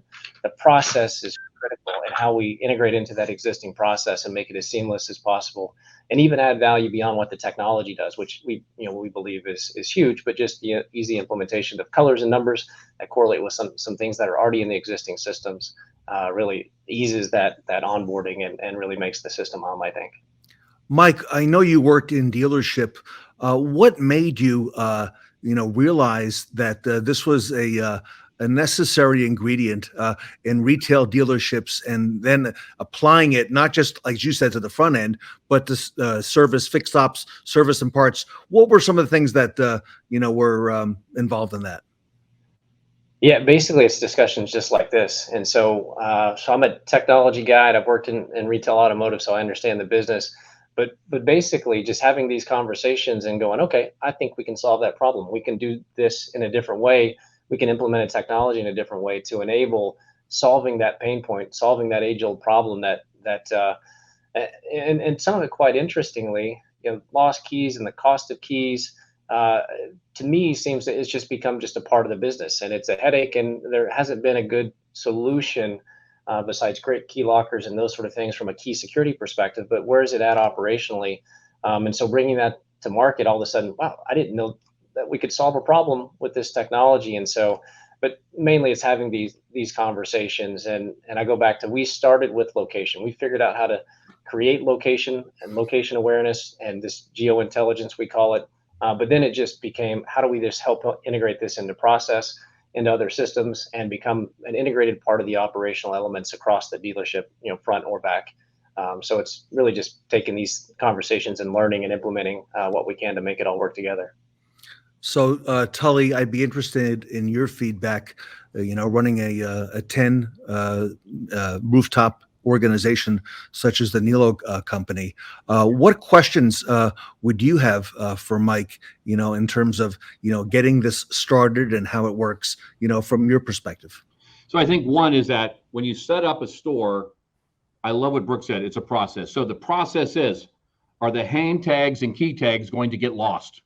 That's what I worry about, right? One, is there a process when the car comes in, does it get put on? And when the car leaves, did we remember to take it off the car and put it in the bucket where it belongs? This is a step one, huge. This has to be number one, because if we are going to use it, it must work. So setting that process up, one, and also two, setting up where, how the antennas work. How does that process work? The technology behind it. Will it work in the wash bay? Will it work in the shop? Will it work at the body shop? Will it work at the dent and ding guy, or the guy that's putting on, whatever, right, on a car, on a used car, right? Having those together so everybody understands, right? I want the used car manager to look at this thing every day, look at it every minute. God bless America. I want him to know where all of his cars is so he doesn't yell at me, right? I want our technicians to look at the car. Where's my car? I know exactly where the car is. That is what I want. Mike, what are your thoughts? Yeah, no, 100%. I echo that. And that's a critical part of some of the things we do to make that easy. So the technology piece, we take care of all that. So the gateways and all those sort of things, they just blend in. We do a pretty unique job, and we have a deep telecom technology, IT background experience. And so that technology piece, we manage and operate the network. Nobody needs to ever touch or worry about that from that perspective. But most importantly then, just as Tully was saying, how does that operational implementation work? And so now we're really big, and every dealer is different. And so it could be we're in a room with 50 associates at a dealer and doing a training with, in an executive conference room, or we're just doing one-on-ones all the way through to the service drive, to everywhere we find somebody. So we touch everybody and they sign off that, yep, I know how this works. And then that process of how this thing gets put on, just very quickly added to the car. And then, hey, when that car is ready to leave with the customer, the last thing you do, whether it's written into a process in a digital checklist or a paper checklist, or whatever the case is, that, hey, you put this off, you put it back in a bucket, because guess what? You're going to reuse it on the next car that comes in the next 10 minutes, sort of thing. So that's really key for us, no pun intended, but to really work and understand the operations at every dealer partner and make sure that this is a seamless experience and only adds to the dealership from a value, from a process perspective, and doesn't take away. And Tully, Shon Kingrey, for example, I know his dealerships are spread out over numerous states. Okay. And Shon, I know you've been building a big recon center that's, state of the art, acres big. Tell us about the lay of the land at your organization, Shon, and maybe Mike can tell us how that may apply to step one. Well, thanks, Ted, because that leads into a question. Mike, tell me where, as we've outgrown our facilities, because eventually you run into the beach and you run into water and there's nowhere else to go. It's a rough life, by the way. But as you move into water, we're now building offsite facilities. And I know as you go to major metros, a lot of them just have dealerships that are on site, and the repair facilities are actually miles away. So tell me, how does this work offsite as well? Can this go to another dealership? Can this go to an offsite facility and you can track it as well? Next question, what about test drive routes? Can I track the car to know that the tech did go on a test drive route? And when the customer comes in and says, hey, I saw my car at a Starbucks drive-thru, I can say, nah, it really wasn't, because I can track the car. Does it do all that as well?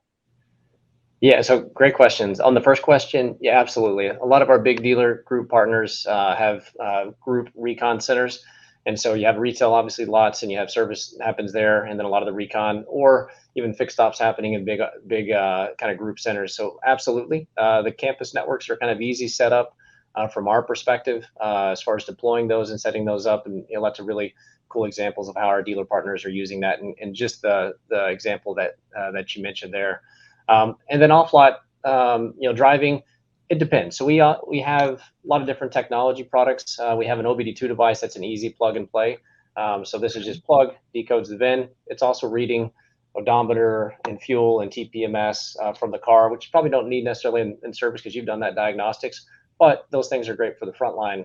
But it is tracking that vehicle as it moves wherever it goes, anywhere in the U.S., Canada, and Mexico from that perspective. So you could see test drives and those sort of things if that's the use case. Perfect. And Darryl, I love the questions that everyone's giving to Mike, because these are questions that the audience, Darryl, has as well. Now, from your perspective, okay, having been a technician and now running, a very successful dealership, what are some questions or some thoughts that you might have for Mike?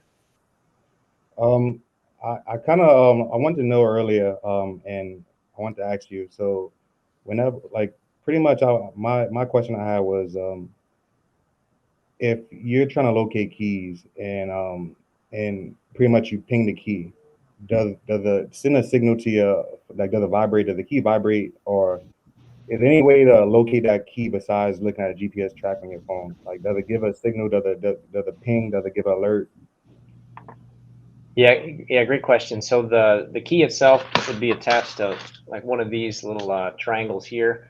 And so as that key is moving around in space, it basically, the kind of quick summary of it is it connects to the TrueSpot network. We'll pin drop it on a map. So through a dashboard on your browser, your iPhone, or your Android phone, you'll know exactly where it's at. So it'll say, hey, this key's in service bay 2, little pin drop on the map. And then once you walk into service bay 2, what gets difficult is, this is not a car, it's a key. It can be in a pocket. It could have fallen down into the crack between the seat and the center console. It could be in the glove box. It could be in a trash can. It could be behind a filing cabinet. All these things that we've seen, dozens of times. But what happens is once you get within proximity, we go from kind of a cloud experience, I'll call it, to a proximity experience. So that means the phone and this thing are actually talking. And so we have a unique IP where these things start working together really quickly. And then this thing I call MODAR mode, mobile radar. I don't know, it just sounds cool. But then that starts to work directly, and it will walk you right up to where this thing is at. So you'll get an audio visual experience where you'll have beeping. you'll have a visual little dot on a map that starts to move in the closer you get. So you can walk up literally to a person, and they're, for whatever reason, saying, I don't have that key. They forgot they put it in that pocket in the overalls, or maybe they're hiding it for some reason. And then they say, no, give me the key. Come on, I got a customer waiting, got a test drive, whatever the case is, and they grab it and go. So it's really built from thousands of hours of just field tests and trials and working with customers and partners and user experience. But it all works together really, really cool and seamlessly. Great question. That's awesome. You know, Brooke, I'm amazed at all the technology that we see here at the Fixed Ops Roundtable, Brooke. When you and I talked, early this summer, I don't think any of us could have imagined all the different developments, right, that have come down the pike, Tully, right, with fixed ops. And Brooke, I'm so glad that you are involved with the roundtable. From a process perspective, though, Brooke, Tully's right. It's a lot of the basic things. Making sure that the tag is placed on and then removed at the end. What are some things that that you notice and that questions that you have for Mike Hanna as well? Yeah, as soon as I saw us on this panel, I got really very excited for a lot of reasons. One, it's a great panel. Two, it's Fixed Ops Roundtable. But three, my other half, he was over a store that the downtown Chicago, it was we'll call a destination store more or less, because it was all valet. There was no parking lot. So the Sells dealership was in one area. In downtown Chicago, to get to the service department was another probably 5 miles, which in Chicago traffic is going to take anywhere from 10 minutes. It could take you 30 minutes. And then where they park the cars was an underground parking garage in downtown Chicago. So that's another, once again, it can take you 5 minutes. It can take you 30 minutes. So if you're a consumer, whether you're looking to test drive the car, whether you're looking to go to service and be dropped off in between or be shuttled, it was a logistic nightmare. And if there would have been, I don't know at the time if TrueSpot was there, nightmare, is all I'm going to say. So the question I have for you is, I'm going through all this, how does that work with being in a metro area and being underground, very underground, in a spot where there's no cell reception? Does the tag still ping? Yeah, I love that question. So the answer is yes. So we're parking garages, subterranean basements. So we can tell you level. So if you're 6th floor parking garage in the northwest corner, so our system overcomes all those, what I'll call deficiencies of GPS. We do GPS as well, but really the main bread and butter for us is at a campus level or multi-campus level, and all those little crazy use cases. Like, do we want to know that car is in that service bay? Is it on the 3rd floor in the northwest corner of that parking garage? The answer is yes. So we have a unique low power radio technology that allows us to cover the campus or go out far and wide, and that allows us to get into those hard to reach areas from a cell coverage perspective, and lots of examples of dealer partners where we've done those implementations and captured those use cases. So just to go on that a little more, I think that is something that is so key, because too often you get in a position, whether it's something like that or there's other logistical nightmares I've seen throughout my time being with dealerships, that is so big, because there are other things where you try to go, I have a tile, and I've also seen Apple tags, and you run into issues with a tile. And I'm not knocking tile, but if someone says, oh, I'm going to use a tile, you're going to run into issues. We just had it recently where a friend lost his keys at our house, and the only reason we could find him is that he had to ping me in order to find them. Now, it was great, but there was it was very clunky. So being able to have something like your tool that a dealership can have for all areas of the dealership is just phenomenal. So incredible job on what you're doing. Just thank you. No, yeah, awesome. Yeah, it's great feedback. Yeah, I think quite a bit different. We get that a lot. Is it a tile? Is it an Apple AirTag? And so it kind of the same from a principal perspective, but totally different from a technology. So this is built for dealerships. Our cloud platform processes well over a billion data points a month of all these locations of assets that are out there. So what we're tracking in real time, and really built and optimized to integrate directly into dealerships. So we've done 35, maybe 40 different integrations with technology players in the space, from all the DMS guys to the inventory management guys to other location companies and key companies and everything in between, to bring the whole experience together. So it's quite an integrated and built for dealerships. And so, one-on-one as a consumer, tile's great, AirTag's great. But if you're looking at it from an enterprise perspective at a dealership level, good luck trying to put a tile in there and make that work. It just won't. We're talking, everybody, about using geointelligence to help sell more hours. and not waste time at the dealership.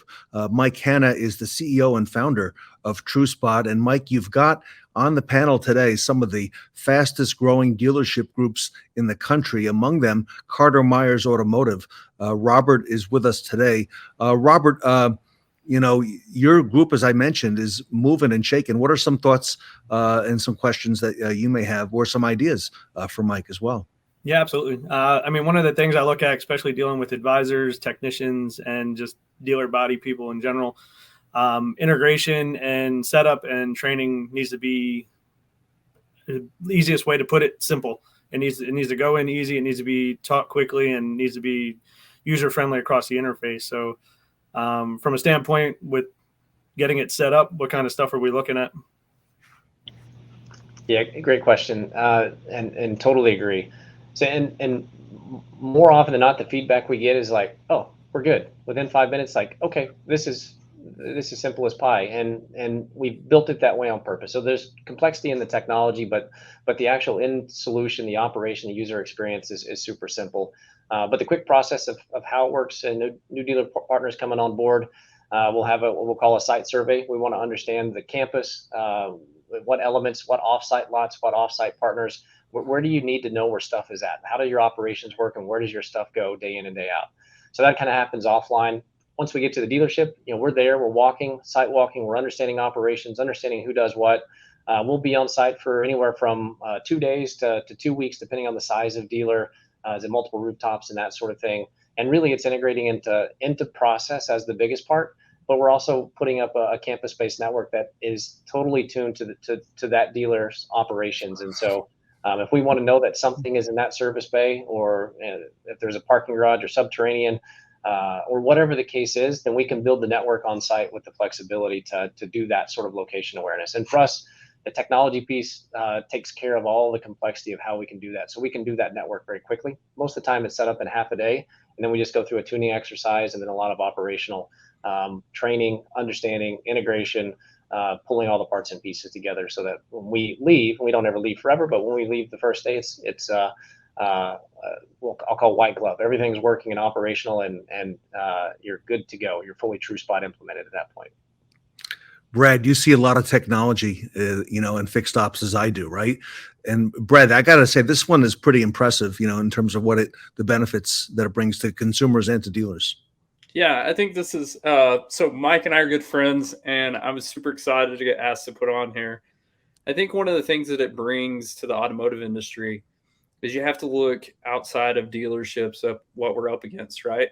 When you go to a Jiffy Lube, or you go to a myKaarma, or you go to those places, you can watch your car the whole time, right? So there's transparency because you can see your car the whole time. At a dealership, you can't see your car. You lose sight of that car. And so what Mike's done is he's taken, and I say it all the time, he'll get in trouble if he says it, but I can say it. So he's taken like a Domino's pizza tracker approach to your cars, right? And he can let his customers know where the cars are in every process. And I think that anytime you add that level of transparency, then those independents don't have that over your head, right? And so you remove another obstacle where you can take a step back and focus on hours, right? Take a step back in doing that. But the first thing that you have to do is you have to set yourself up to where they can't say, oh, well, it takes so much time, you don't know where your car is. So you have to take that back first. And I think that's a beautiful thing that Mike does in his company. And I'm a big fan. Good point, Brad. I love it.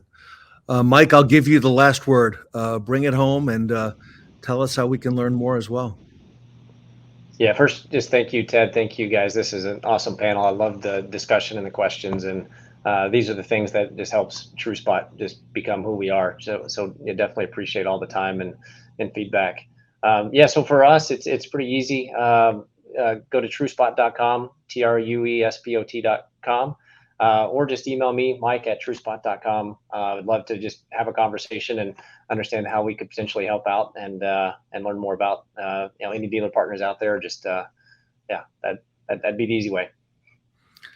Mike Hanna, everybody at TrueSpot, some of the best technology coming to a dealership near you. Mike, thank you so much.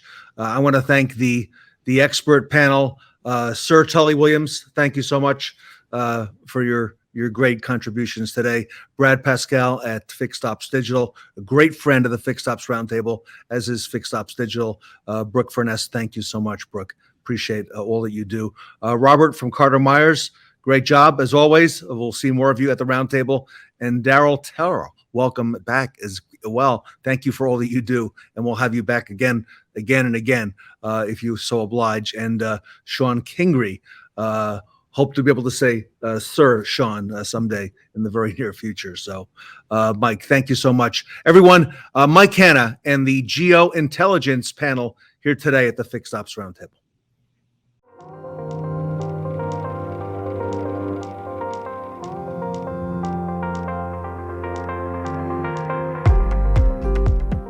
How much time and money are wasted on searching for vehicles around the dealership lot?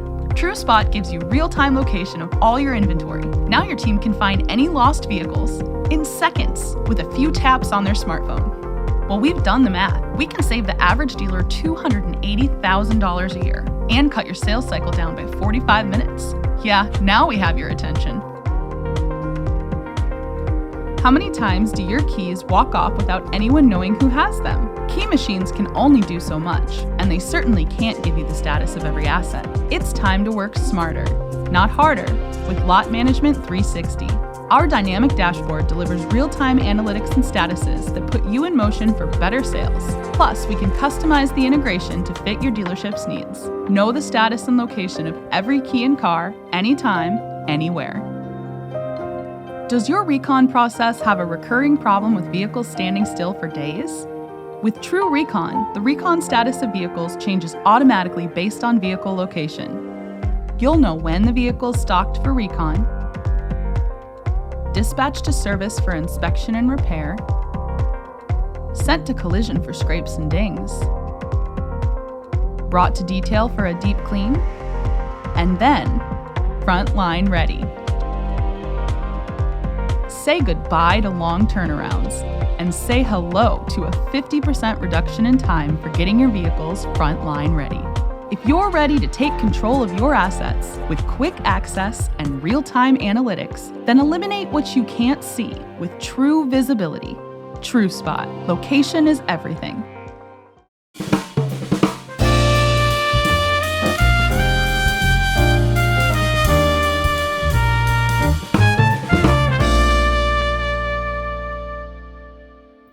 Before we dance back into the roaring 20s, we would like to take a moment to ask everyone to please pull out your phones and scan the Fixed Ops Cares QR code to contribute to the Leukemia and Lymphoma Society.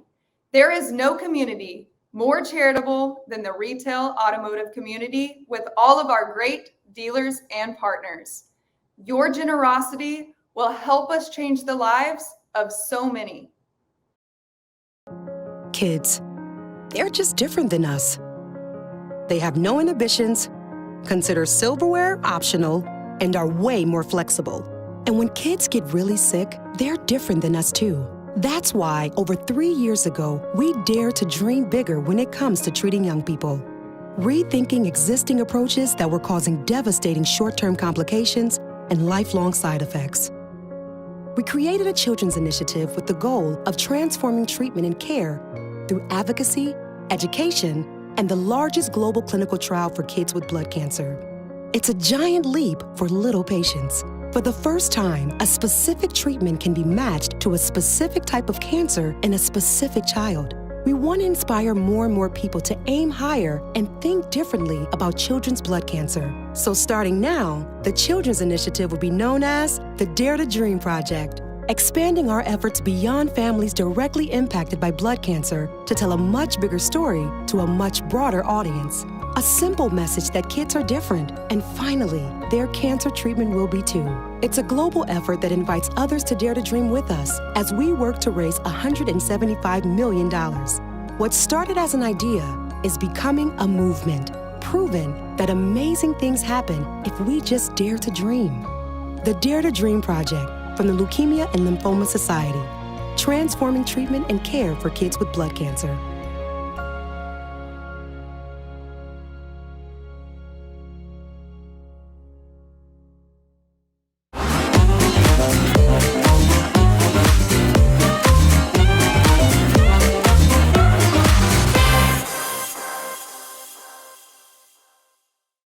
Is your trolley in a twist? Can't make it to our next panel? Don't cast a kitten, because we'll come to you. Rolling up next is our mobile service panel.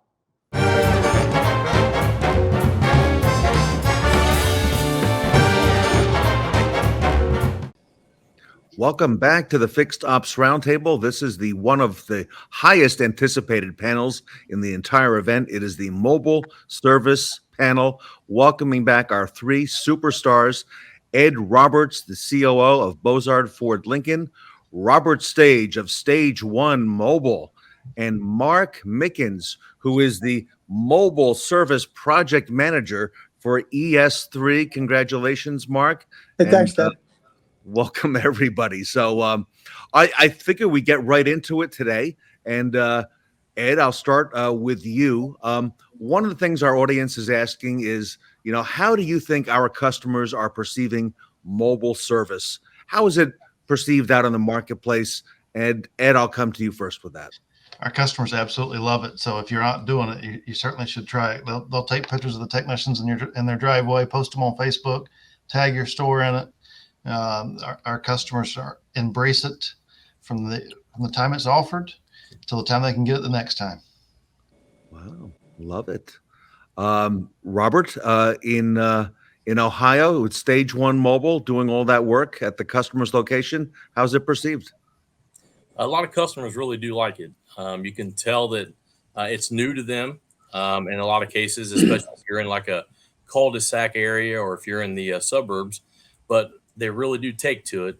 They love the convenience of it. They love the fact that in my case, I'm the only contact part that they have. So they have my text information. They've got my phone information. They can call me if there's an issue after the service. So they really do take to it pretty quickly. And come back to Ed. Ed, a lot of repeat business on the mobile service side. Once a customer experiences mobile service, they don't want to come back to the store for service. Their question is, because I don't promote it on the website yet, their question is, can this be done mobile? Each time they call in after that. And so yes, they receive it well, and it's the only thing they want going forward. Wow. Mark, you've got a unique perspective because you've launched it as a dealer, all right? And I won't ask you how this pencils, Mark. I am going to ask you, though, how customers perceive it, both as the dealer on the dealer side and now from your new perspective over at ES3. Well, I mean, I always go back to the first one we ever did when I rolled mine out the first time. I actually went on the call with my technician just to get a feel for what we were developing in the lab really worked out in the street. So I always remember getting to the first customer and half the neighborhood was there taking video of us doing the service. So I think it's perceived really well now. I mean, really since COVID and coming out of the pandemic, I think people have gotten used to having things done at their home or having things done in a very convenient way. And like, I'll echo Ed, I had some customers that just didn't want to go back. It was always, can you send the truck out? Can I do this mobile? And people are starting to lead with that as the solution for getting their car serviced. So I think it's perceived very well, just like anything else you would call to have done at your home. And Mark, what about on the repeat business side? Once the customers, receive that, do they tend to want that over and over again? Yeah, 100%. Because like I said, from a convenience standpoint, that's just, muscle memory for a customer that, I want to get my service done. I don't have to leave my home. Listen, let's face it, over the years, we've all been in the business a long time. Who really wants to bring their car to a dealership if they don't have to? I mean, that's just, have a roundtable discussion on that. I mean, it's just, 100% answer would be no, I don't want to do that. So the more this takes on, I just think that it's just going to keep growing. I think it's endless. And it's replacing the question of, can I get a loaner? Correct. Can I get you guys to come out and take care of it here? Which in my situation was, when I was a dealer was really hard because, of the reduction of the loaner staff because of, not having any inventory. You're trying to sell cars, not loan them. And, we really got into a spot where we had to have replacement alternatives for loaner cars, and in a luxury brand situation, the expectation of a loaner car is high. So if you can't replace that with an equal to or better service, you're going to have some trouble. Wow. Robert, I'm curious, the perception for what you're doing, you're not the dealer, you're not the OEM, but you're offering this convenience. Any difficulties in getting that started and overcoming any perceived thoughts out there in the marketplace? Not really. The biggest issue that I always run into is I need more of me. So if I had more of me to spread it, a little bit further, I'd be able to do a whole lot more work. It definitely is very popular. Back to the issue of repeat business, I have a ton of repeat business. Most of the time, once I'm out in the field, they start asking me, what else do you do? And I always tell them, I don't really do tires. I don't really do heavy engine work, and I don't do heavy transmission work. Anything over and above that, I usually can take care of right there on the spot. So it's a really good way to help people out and feed your family in the meantime in the way that you're doing it. So it works out really well. Robert, I know you've worked on the dealer side in your career quite a bit, and I'm going to come to Ed and to Mark with this question. What would you think would be the toughest challenge in getting mobile service up and running that some of the folks watching here today, whether they work at a dealership or whether they're independent, that they may not be expecting, Robert? What would you say? On the dealer side or on the customer side? Give us the dealer side first. Dealer side first would be finding the exact right person to send out into the field. I think that's the first one. Training, of course, would be the second one. It really doesn't change a whole lot considering, where a position's at. I always joke that I have the biggest bay in the world because I typically work outdoors somewhere. So, a lot of guys, they want to work in their bay. They want to work with their lift. I don't do that kind of stuff. I have, jacks and I jack stands and I do that kind of stuff, work completely safely all the time. But you don't have to necessarily do that kind of stuff in a dealership because you have more tools and more access to tools. So that would be one of the things that would be really difficult to overcome. You have to have a lot of stuff a lot of times to do the jobs. But if you got good planning, if you watch what you need and, and you do your schedule the way you need to, you can pretty much rotate parts and tools out of your vehicle and, just basically do it day by day. And any toughest challenge that the customer may not be expecting? I would say that when you run into a problem with a vehicle, if you get something taken apart, that can become kind of a can of worms. At a dealership, it's not a huge deal. You can always push it outside or you can always move it.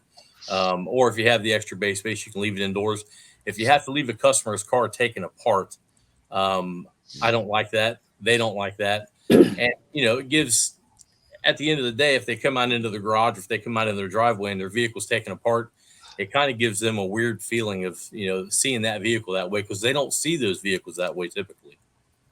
Ed, biggest challenge for our audience that they may not be expecting in getting involved with mobile? Well, from the dealer aspect, techs think, well, what can we do in field? Change oil? And reality is just walk through the shop and look at what's being done there today. Don't ask guys what can be done. Look at what's being done. Look in that first bay that you have out there and ask if you need to. Ask the technician, can this be done if you wasn't in this stall? And you'll be amazed at how much you can do without having a lift. And then from being out in the field, the biggest challenge that we ran into is module reprogramming because sometimes the data file is so large, you get drugged down with throttling on the data. So we got to try to ask for permission beforehand when you set the appointment up if you can connect to Wi-Fi, if there's Wi-Fi there available, because then you're not limited on the data, the file size. Wow, good point. Mark, what do you think? Same. That's going to continue to grow too. The files, especially when you start getting into EVs eventually, the files aren't getting any smaller. So I think mobile hotspot improvements are going to be big for us once they start making them. Ed's idea of making sure we did that also with the customer, making sure that we could tap into a Wi-Fi situation, their Wi-Fi. Otherwise, you could lose a day's work by not being able to program what you're supposed to program. But for me in the Northeast, there was a couple. Biggest challenge in the Northeast was logistics. In a 15-mile radius, I can encounter 5 or 6 different scenarios of where to repair the car, and where what space am I working in? And, it could be an urban setting in a parking garage, or I could be at a mansion in Ridgewood, New Jersey. So I mean, like there was, that was really eye opening for us. And we added some features like Google Earth before we made the appointment. Drilling down on an address to see if it was actually even feasible for us to make the appointment. So I thought that, that was one of the bigger challenges. And I'll go right to what Robert said.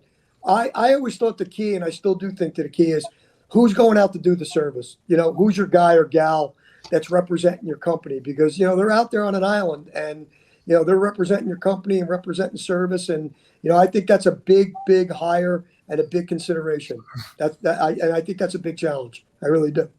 And Mark, I've heard Ed say that before. Do you want to elaborate on that, Ed? Who actually would be mobile and go out there? Well, you have to be selective in who you choose, because they are your service advisor and your technician. So they have to be able to communicate with the customer and communicate confidently, because you could have the best technician go out and he speak with a lack of confidence and nothing takes place and things go astray. So it's really an opportunity to advance someone that wants to grow from being a technician into a different role, because it gives them the opportunity to start learning how to deal with customers, but they have to be good communicators. Interesting. You gentlemen mentioned the access to the Wi-Fi because of the file size. Aside from that, what would you say is one technology advancement that would significantly improve mobile service? We got a lot of people watching today, people on the dealer side, people who are vendors, people who are bringing technology to market. Ed, I'll come to you first, and Mark second, and then Robert. Ed, what would you say on the technology side, something that would improve mobile service? Well, I'll start with saying we are a very friendly recall store. Some dealers like recalls, some dealers do not like recalls. We love them because it reintroduces our customer to our store if they haven't been here. But I think there's an opportunity with some software. Maybe it becomes part of NHTSA, where we need NHTSA to restrict registration if it has an open recall, to where we can identify that with mapping software and be able to add trip value when we go out and take care of customers and know where those vehicles are, and make it an inconvenience, make it a convenience rather than inconvenience to get those things done, so that it's not a hiccup at registration. We got state inspections. If that element was tied to that, to tag registration, then we wouldn't have the recall issues out there, and it gives us an opportunity to build trip value as well. Very smart. Mark? Yeah, I'll build on that too with trip value. I agree with that. Better software for us to know where vehicles are that we can service, especially recalls. I think it's going to be the way of the future. But I'll go back to my original point. I just think the more technology and better bandwidth when it comes to mobile hotspots, because the future of mobile in a lot of ways, maybe it's 5 years, maybe it's 10 years from now, when you're out there working on an EV, it's going to be critical that you have enough bandwidth in your, to operate your downloads and your whatever your software update system is. It's going to be crucial. Ed's got some places where he goes that you might not have great cell tower coverage. I mean, sometimes and it's a different one of the challenges that I'm going to be working on in my new role is just that that it's a big country. And not everybody's problems are the same, but mobile hotspot bandwidth to me is going to be really key to the future of what we're doing. Wow, love it. Robert, what do you think on the technology side? I think I would echo what Mark was just saying about getting some way to be able to communicate a little bit faster with customers. I typically use text a lot. That technology has been great for dealerships. In the aftermarket, I really just expand on it because I'm completely open, completely transparent with customers. Everyone gets a full estimate before they do anything. They get to approve it. That type of thing. I think the more places that come up with ways to not only just process payment, but to help the customer understand what was being done with their vehicle and that type of thing. Like I use Square, and Square has been really good because it's completely it's customizable, and then it's so easy to put together what is actually done to the vehicle. Part numbers can be put in. Labor times are very clear. everything's laid out in a clear and concise format. So I think just the communication side of it, where you can send those files and they can open them up, or the pictures, that type of thing. I think the more we get into the future of that, where they're able to just open a link, they get to see what's wrong with the vehicle. They get to be able to hit the approve button. You know, they're completely in control of their repair. So I think that really helps out in this industry. Robert, do you have who is your do you have competition in what you're doing, or the fact that you've become mobile now really sets you apart? It definitely sets me apart, but there's other guys out there that do this. It's not, something it's not as rare as it used to be. And certainly I'm all for the dealerships getting into it, because when I was in dealerships, it was difficult. Like you guys said, the biggest hurdle was just to get somebody to bring their car to you. There was a study years back, I think Consumer Reports did it, and they did a study and just a survey, and they asked, what would you rather do than take your vehicle to the dealership? And they would rather go to the dentist office and have work done on their teeth than to bring the vehicle to the dealership. So, I mean, that folds into my favor, of course, but I don't think that's good for anybody. It doesn't help the consumer. The consumer is king when it comes to, this type of industry, and just about any industry. Dealerships have to be able to have a leg where they can actually service people too. So I'm all for, Ed setting his up, Mark in his new role, setting up dealerships to do mobile service. Everyone, we're talking to the mobile service panel, 3 gentlemen who are leaders in mobile service: Ed Roberts, Robert Stage, and Mark Mickens. Ed, you are very notably well known for the 2-person crew. That was the first thing I had heard about Ed Roberts. And you've got that in each van to help carry out repairs that would normally be done at the store, and doing them now at the customers' homes. What was the thinking behind that? Share that with us, if you don't mind. Well, the thinking has kind of shifted over time, but when we started, it was really for safety. It's if I want to do things to a customer's vehicle that I do need to let it leave the ground for, like I have a tire van now, we are putting tires on in field. If that vehicle leaves the ground, if something fails there, somebody can get hurt. And if I only have one person there and nobody's watching them, then I don't really have someone there that can kind of come to the rescue, so to speak. So that's where it started, was from a safety standpoint, having 2 people there so they can kind of check in with each other and keep each other safe and be there for each other to support each other. But what that really evolved into is it's new to customers. As you've heard each of these guys talk about, Robert and Mark both, it's new, and they embrace it. They love it. They want to come out and take pictures. They want to talk to you. They want to ask you questions about their vehicle that they never knew about. And if you're just standing there answering those questions, what you need to, because you need to build rapport, you want to re-engage them to the store, because there's a reason why you're there mobile. They couldn't come in, or maybe they don't trust to come in, or maybe they'd rather go to the dentist. You want to be able to build that rapport with them. And you can do that with having 2 guys there, because one guy can have that conversation while the other guy takes care of the service. And next thing you know, the service is done. They haven't stopped talking, and it just seems like it happened in no time. And then they can move on to the next, rather than I got them scheduled for being there for 45 minutes. They end up talking for 30, and I put the schedule behind. So that's what it's involved into, is a lot more rapport building with the 2. But I put it out there mainly for safety. Wow. Mark, what are your thoughts on that? I think that's a great idea. I think that's going to be the future, for somebody to handle, the questions, the billing. I also think there's an upsell value in that Ed does. I mean, it's kind of hard for somebody to be doing a service, find something on the car, stop, maybe go knock on the door, maybe get somebody to come to the door or not come to the door. So I really think there is a value in a 2-person team to engage the customer the minute you get there. And, if I'm doing a large service on a car and I find something that needs to be changed, to, a belt or maybe a set of brakes, that person could be doing the upsell while I'm actually finishing the service and possibly moving on to the next that I got upsold for me right while I was working. So I think there's a lot of value to that. And I actually think that's the way of the future. And to add on to that a bit, we do a lot for the fleets as well, and we can have them working on 2 vehicles. So I'm working on 2 vehicles with 1 van. Right. So there's tons of opportunity there. You just got to think outside the box. But you don't have to have two people. That's what works for us, and that's what we choose to do.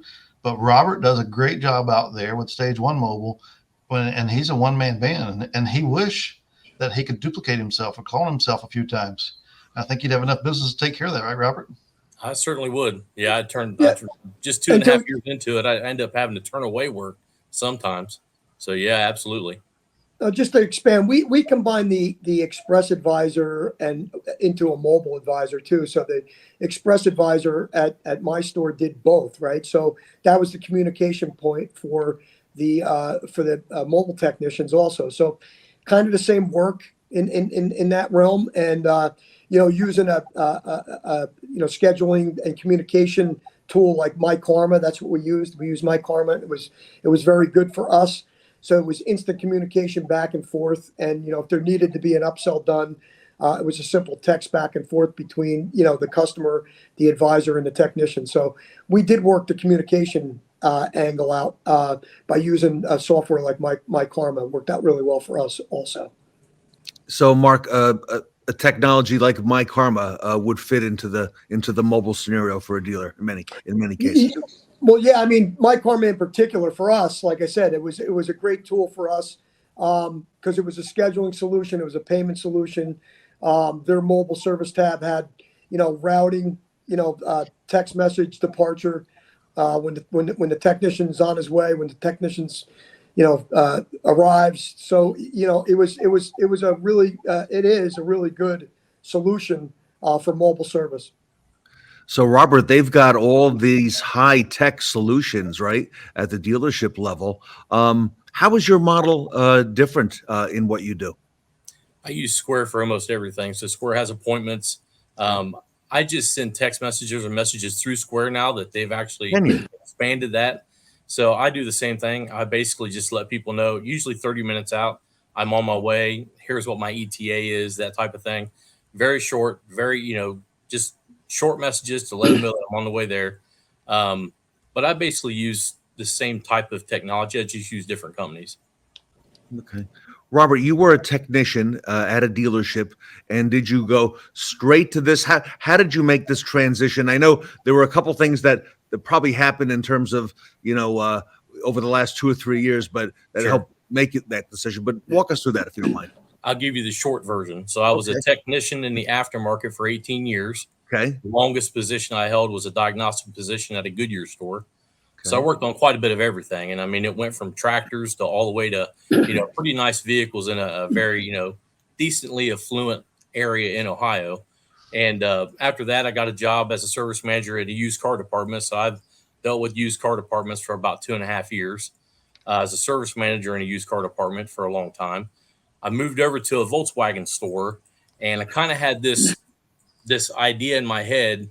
This is my exit strategy. I want to become a service manager. Well, the only way to become a manager in a dealership is you got to start as a service lane advisor, a director, or you have to go straight to service advising. So I went that route through the Volkswagen store and ended up becoming a service advisor. Went from there, became a service advisor for Audi. Worked in the shop for a very large area, very large exotic dealer in Dublin, Ohio. And we did dispatching for 24 people. So it was Volkswagen and Audi. And then I ran their detail department for a little while during, the whole thing. Became a service manager for Volvo. Then I went to a toy barn for a little while and done some exotic vehicles there. And I was service director in that position. Ended up at Germain, which is where you and I met at. And was a service director for Jaguar and Land Rover for a short stint. But when the pandemic hit, I was doing consulting work here in Columbus, setting up service areas and service departments for used car dealers is what I was doing. And then I ended up meeting a guy that was doing mobile oil changes. And he just basically told me, why don't you do this for yourself? I mean, I'd set this place up. They had vendors. They had the stock now. They had a lift. He's like, you did this in 30 days. Why don't you do this for yourself? And I said, I don't have a client base. He said, I have 400 customers. He'd been doing it for 2 years already. So the rest is history. I said, okay, well, we'll definitely go that route.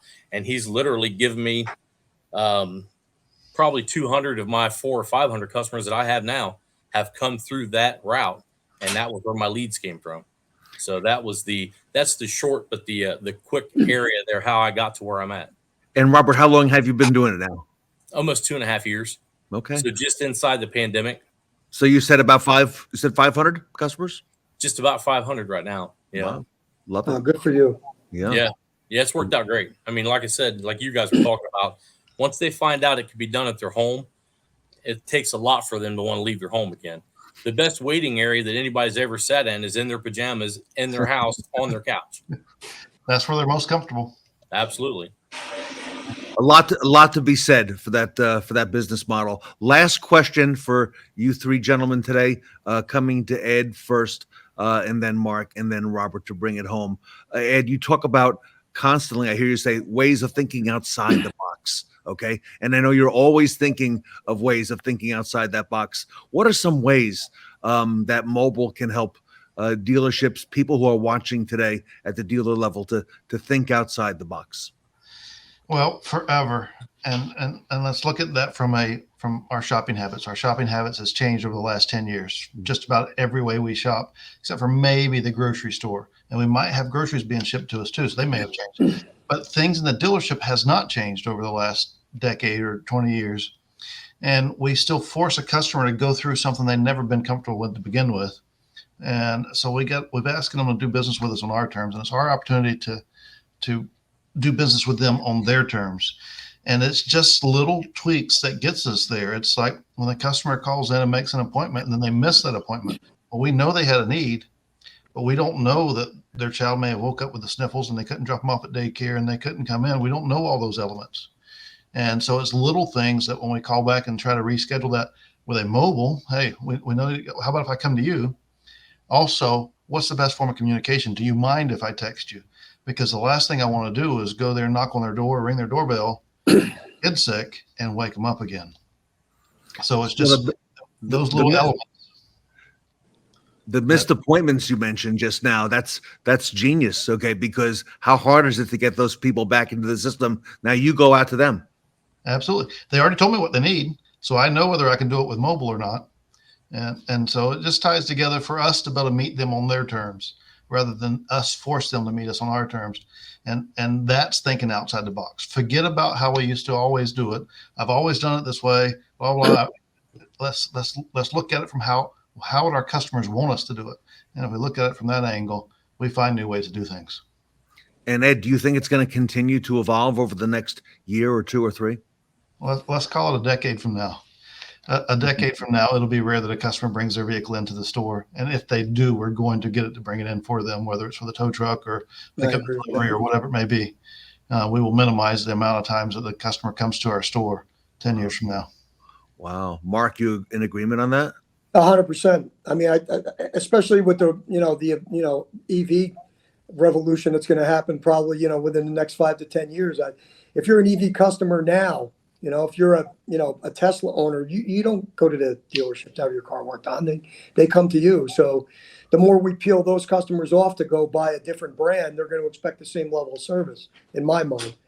And as far as outside the box goes, I always looked at it from a capacity issue, right? For as long as I was a dealer, my store was as big as my store was. And how could you get more out of the service department? Well, if you got X amount of bays and X amount of guys, it's a calculator. It's a math equation. It's not something that you can overcome by just hoping for it. So, we had a problem, in the last dealership that I was in, the capacity was definitely an issue. And it was actually small repair capacity where with the customer's mind, it was a simple job. How could I not get my car in today for one tire? How could I not get my car in today for a set of wiper blades? So from that standpoint, I think we solved a lot of capacity issues by, hey, listen, we could add, if you have 4 trucks, and you're doing it in a tight area, that could be 20 appointments in a day that you weren't having before. So I always looked at it from a capacity solving issue and expanding your footprint, expanding what you do every day. I love it. Real strong. Robert.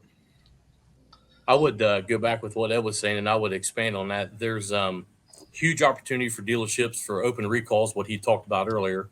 Also, the software updates, because most of the time vehicles come in now, and that's usually what they have open on them is some type of a software or firmware update. Maintenance stuff that can be done, like Ed was saying, outside of the shop. There's all kinds of work that you can use a so-called flat bay on that, most of your inspections can be done other than lifting the vehicle up, crawling under it to see if there's anything broken under it. A test drive can be done from the customer's house with their permission. There's a lot of stuff that doesn't have to go to the dealership. So expanding on those guys is what they were saying. There's a bunch of stuff that the dealer can make money off of. And like Mark said, there's only so many man hours in a day. There's only so much stuff that you can get done and squeezed into one 24-hour period. The only thing I have over and above the dealership is most of my customers know that I will just bend and meld into what they need. So there's sometimes that I won't go to work until 4:00, but I have 3 vehicles that need done, and I'll come home at 11 p.m. That's not right for everybody, and it's not right for every dealership, but it's something that I'm able to do. I can be more flexible in certain cases. I love it. It's not going away. It's going to grow. I think years from now, people are going to look back at this panel and say, these 3 gentlemen, were pioneers in getting it started and prove that it could be done. And I saw in the news, I'll close with this, earlier today that Tesla is charging a fee for rescheduling for their customers. I saw $100 fee, Mark, that Tesla is charging. So Ed, any comparisons made there between, doing work with the OEM dealership that's got the infrastructure in place, I think that there's a tremendous advantage for the dealers now getting into that side of the business. Absolutely. That's capacity. There's a void when they miss the appointment for them and they're having to do something with it. But we have to adjust, adapt, and that just gives us a chance to be able to compete against them. Yep. Love it. Mark, anything in closing? No, just the same. I mean, it's so funny you say that about Teslas. I don't think that's a good way to build a business, but that's just me, I also think that the hidden gem in all this too, and I saw this starting to show up in surveys, right? So every dealership in America is concerned about, survey quality, right? And every manufacturer has a way of measuring you and tying it to something that matters. And I think it's important that surveys matter and what's thought about your dealership matters. And I really thought that the hidden value in mobile service for us is that it really started showing up in surveys where we'd run out and, help a customer on a day where they, came out of their house and had a flat tire, and we got there, got it fixed, and they got to work and really didn't, have the, inconvenience of missing a day of work because they had a flat tire on their car. So I think the hidden value is what it does for customer service and what your customers think of you. So I think that's a very important part of it. That goes back to the pencil part. When somebody asks you how it pencils, I think you got to start reading some surveys to see how it pencils. I think we'll leave it there, Mark. Great way to finish up the panel. I want to thank Ed Roberts. I want to thank Robert Stage and Mark Mickens for being with us here today. You gentlemen are leading the way. So on behalf of the Fixed Ops community, thank you for all that you do. The mobile service panel here with us today at the Fixed Ops Roundtable. Thanks, Ed. Thank you. See you, Ed. See you, Mark. Take care. Good luck, Robert. Thank you.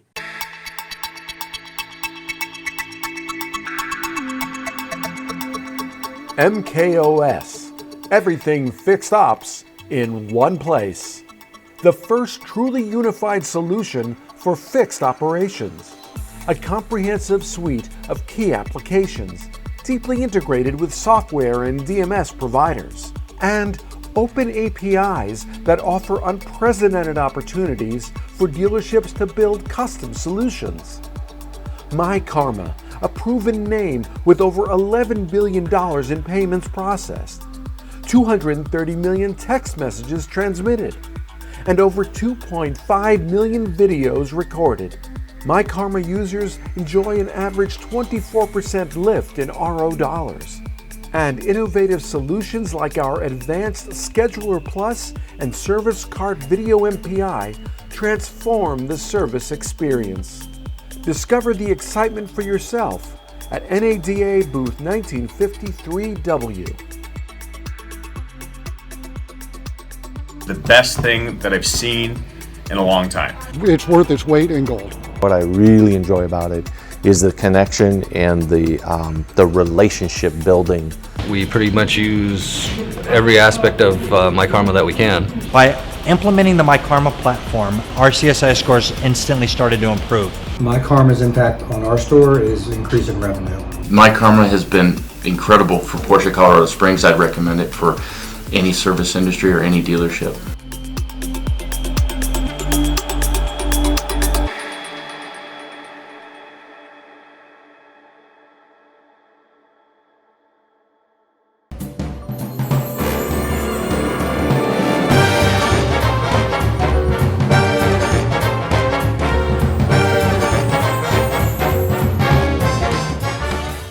Our next speakers are laying down the law and picking up the tools to retail warranty reimbursement. Next up are Leonard, Bellavia, and Lohr from dealerlaw.com.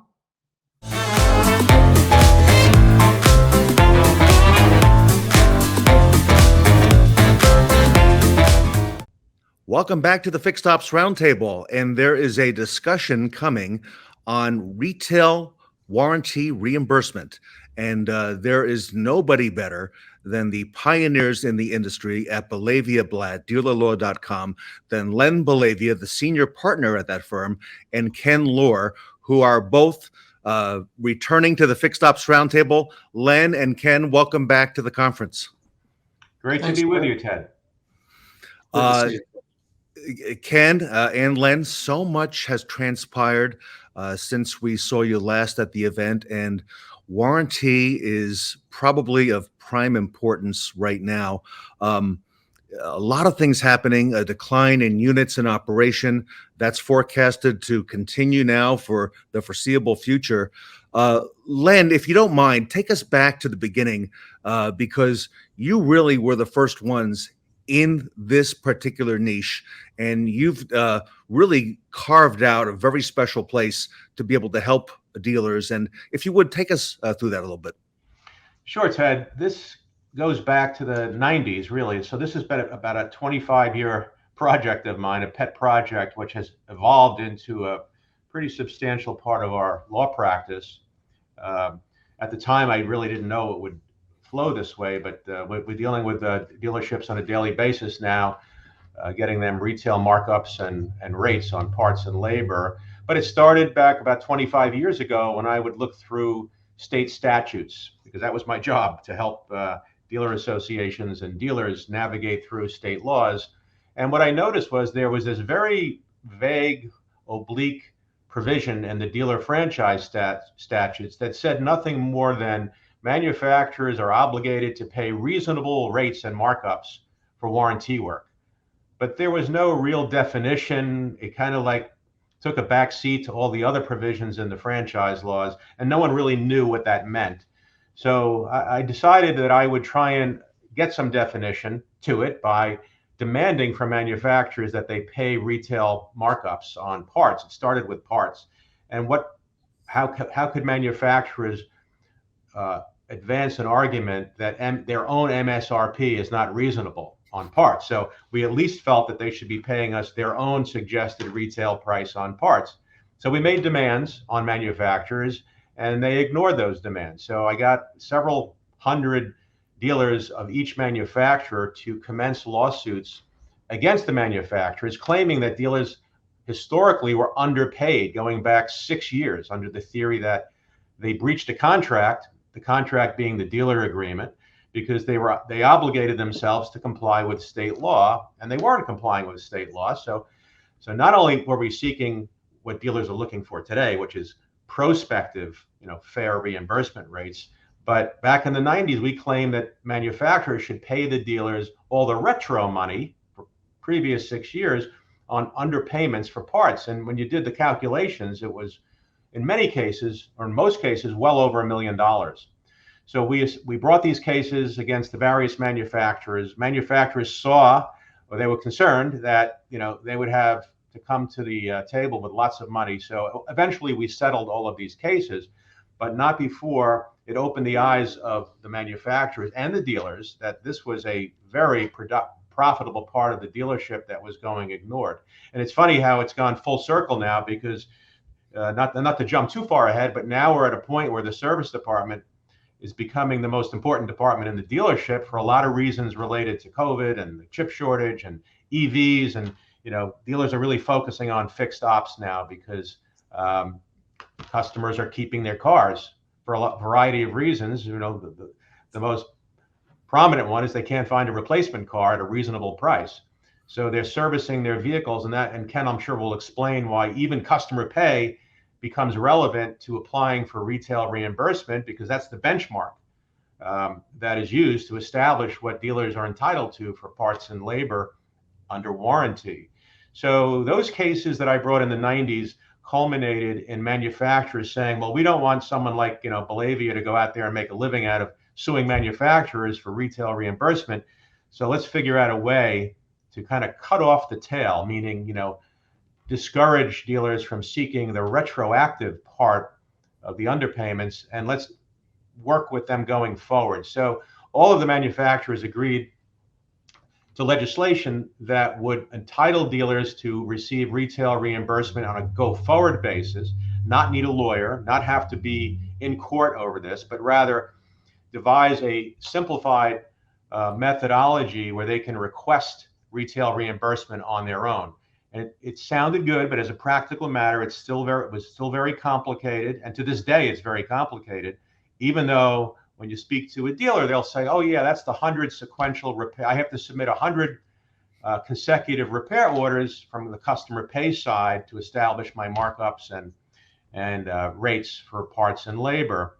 As Ken, I'm sure, will explain, the devil's in the details, but at least it set forth a nationwide schematic of state statutes. They all differ, but they essentially say similar things. But the bottom line is it entitles dealers to apply for retail reimbursement for warranty. And the eye-opening piece of this is I think a lot of dealers, and this is just the nature of the business, are more front-end focused. Yes. How much can we make on the front-end sale of a car? And the back end was, the service department was always the tail that came along with the dog. But now, the tail is wagging the dog to a large extent. So dealers have become much more sophisticated and aware of what the warranty reimbursement rate means to their dealership. And, when you talk about, shop absorption and the amount of revenue, gross profit in the back end of the business that carries the dealership, that's the goal, right? The goal is to have the service department carry as much of the overhead as possible. And there's really no better way to do that than apply for retail reimbursement. So what I did over the years, Ted, was help dealers navigate through this process. And a lot of dealers thought they could do it on their own. And I think most dealers today realize that theoretically it's possible to do this on your own, much like, theoretically we could file our own tax returns every year. There's no law that prohibits it, but I think most sophisticated people will realize they're not going to maximize the results if they do things like this themselves. And the same thing holds true in a dealership. Yes, I guess a service manager or a parts manager can read the law and try and understand all the nuances, and then spend, I guess, we spend, and Ken will correct me if I'm wrong, but we spend at least 35 hours with our experts doing this, maybe in some cases 50 hours, and we do this every day. So if a service manager decided, because the owner said, you do this, we don't want to go on the outside, they're probably going to spend 50 to 80 hours doing this and navigate through, areas of the repair order and the statutes that apply to these repair orders, maybe make a mistake, or as Ken will explain, all the manufacturers are doing is waiting for a mistake to cross their desk so they can reject the entire submission and then buy time, because time is money. So I guess what I'm saying, the big picture is this has evolved over the past 25 years from being a concept to a real science, so that it's a very meaningful part of a dealership's revenue stream. It's a landscape filled with landmines, because manufacturers don't fight back. They don't retaliate. They don't reject this. I mean, it's become a daily business. I mean, every manufacturer has a department, an internal department that receives these applications. So it's just another day at the office for the manufacturer, but their job is to try and find errors in the submission so that they could A, kick it back and buy time, or B, hopefully discourage a dealer and have him throw up his arms and say, "Oh, the heck with this. I'm not gonna go through it." But once we get our clients' attention as to what it really means in the overall scheme of things financially, they pay a lot of attention to it. And I think now we're at a stage 25 years later where dealers are aware that not only do they have to do it to get a fair markup for parts and labor under warranty, but they have to keep up with it every few years, because as they raise their customer pay rates, door rates, for example, on the labor side, well, they have to follow that. They have to track that on the warranty side and resubmit. And most states entitle dealers to resubmit at least once a year, sometimes even more than that. So, you know, many of our clients come back to us. So we do these submissions both for new clients and repeat clients who understand that it's important that they reapply for, at least for labor, on a regular basis. So again, this is a department in a firm, and we maintain it really is the practice of law, because you're navigating through a state statute. The manufacturers, when they receive these, have their attorneys review them. So it's kind of a fool's play to try and navigate this on an attorney's level unless you're an attorney. So what I did over the past several years is try and assemble what I consider to be, you know, the A team in submitting these. So I don't mean to embarrass Ken by espousing his virtues, but I've identified, and I think most people in the industry will identify Ken as the subject matter expert on warranty reimbursement submission. So Ken is the director of retail reimbursement in our firm and oversees every single submission that is prepared by our analysts for quality control. And the reason for that is because, as I said, even the slightest of mistakes will result in the entire submission being kicked back. So while it's good to have some, you know, technical support in these submissions, you know, software can get you to a certain point, but there's a jump off point where there's no substitute for a manual review. And I mean every single repair order. So dealers should not be fooled by these gadgety technology software programs that purportedly, you know, with the push of a button will get you the result you need. Those are aids, but they are not a substitute for the way Ken has set up this department in the firm. So I know I've taken you through 25 years and the policy behind it and the thinking and how it's evolved, but you know, it's become more relevant in 2022 because of all of the changes that dealers are facing, and even with the advent of, you know, electric vehicles. You know, there's a mistaken belief out there that, well, there's less moving parts in an electric vehicle, so I guess it really doesn't matter anymore. To the contrary, in the first few years of EVs, there's going to be an awful lot of diagnostic time trying to figure out how to repair these vehicles. And if a battery does go bad, you know, that's a $4,000, $5,000, $6,000 part. So you want to make sure you're getting retail reimbursement for a battery that needs to be replaced. So there's been a lot of articles written on the subject of how important retail reimbursement will be, even if EVs take hold and gain market share over the next 10 years or so. So what has become kind of a back end thing that dealers didn't pay attention to is really now on the front burner. So I guess when I was doing this 25 years ago, I can't say I knew this would happen, but be that as it may, that's where we are now. So Len, it sounds like you have leveled the playing field for dealers. And Ken, you've seen it from the retail side up front. Ken, give us a little background. Tell us what's at stake for dealers right now going into the balance of this year and into next. Well, you know, Ted, you alluded to UIOs, you know, decreasing, and I think that's become quite apparent right now since the pandemic and supply chain issues. Obviously, we don't have any inventory on the new car side, so we're selling a lot of used cars. So warranty traffic is starting to go down with the UIO counts going down. So it becomes even more important to maximize your warranty claims. And it continuously surprises Len and I and other members of our staff of the dealers that have never submitted for retail reimbursement ever.